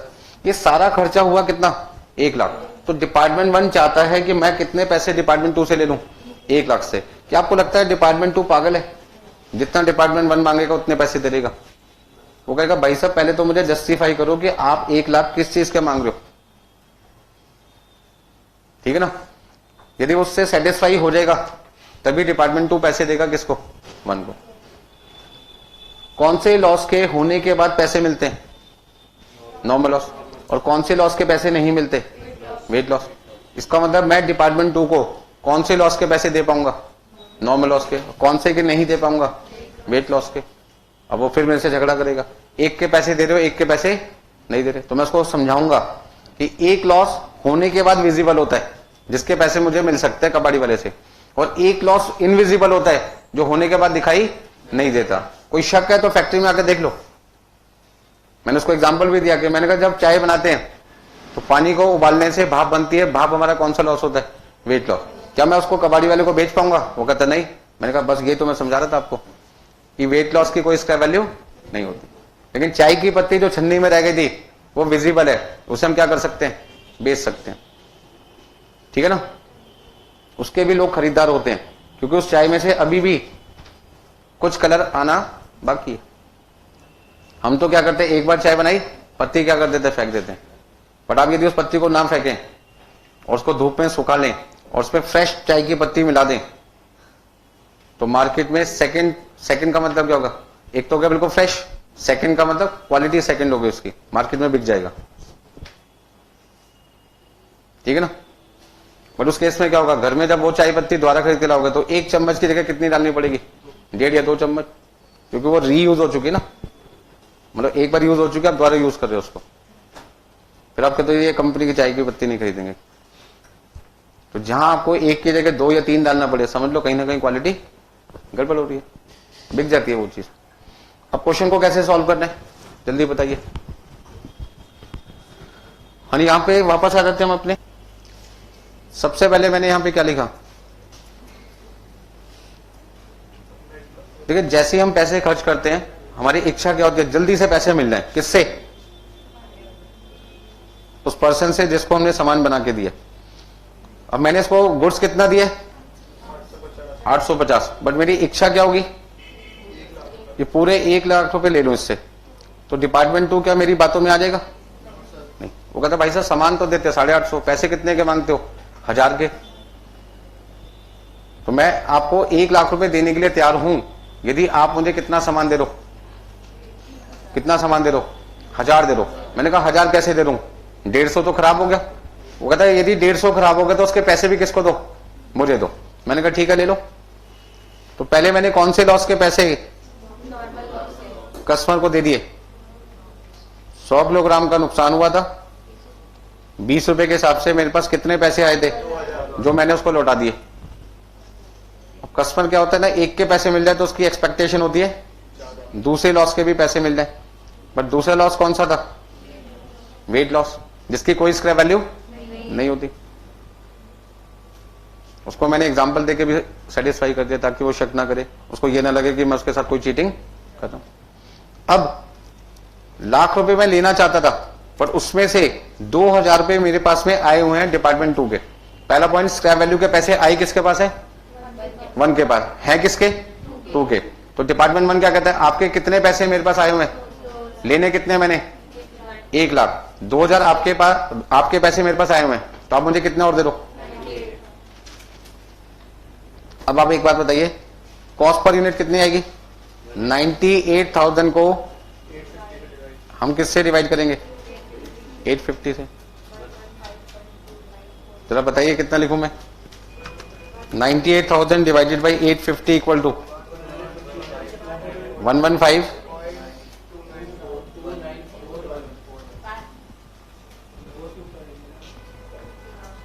हाँ जी, 111 आ रहा है तो राउंड ऑफ करने पे भी कोई बात नहीं बन रही थी। अच्छा, आपने क्या देखा, जो पहला एग्जाम्पल था, जो एग्जाम्पल 1 था, उसका आंसर क्या था, एग्जाम्पल 2 का आंसर क्या था, और एग्जाम्पल 3 का क्या था। 1 में कॉस्ट पर यूनिट कितनी थी, कॉस्ट पर किलोग्राम कितना था।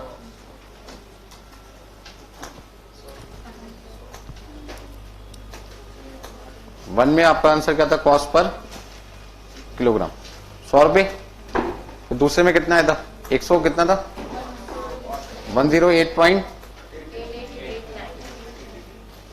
और इसमें कितना है 115। आपने क्या देखा, रेट क्या होता जा रहा है, बढ़ता जा रहा है। क्यों, पहले केस में कोई लॉस ही नहीं था, नॉर्मल लॉस और वेट लॉस दोनों में से कोई भी लॉस नहीं था।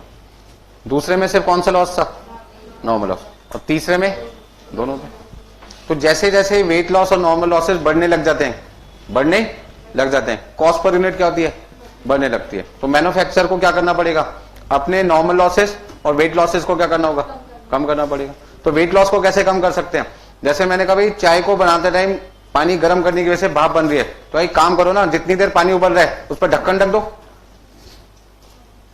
तो भाप उड़ेगी तो सही ढक्कन खोलने पर जब तक ढक्कन लगा रहेगा तब तक जो भाप होगी वो वापस पानी में कन्वर्ट होने के बाद बर्तन में क्या होगी, वापस गिर जाएगी। तो पानी की वेस्टेज थोड़ी सी क्या हो जाएगी, कम हो जाएगी। कम किया जा सकता है ना इसका अंदर वेट लॉस को भी, ठीक है। तो हम कोशिश करते हैं अपने लॉसेस को पहले आइडेंटिफाई करते हैं और नेक्स्ट टाइम उनको क्या करना है, कम, ताकि जैसे ही नॉर्मल लॉस और वेट लॉस कम हो जाएंगे, हमारी कॉस्ट पर यूनिट जो बढ़ रही थी इनकी वजह से कम होनी शुरू हो जाएगी। नोट कर लीजिए।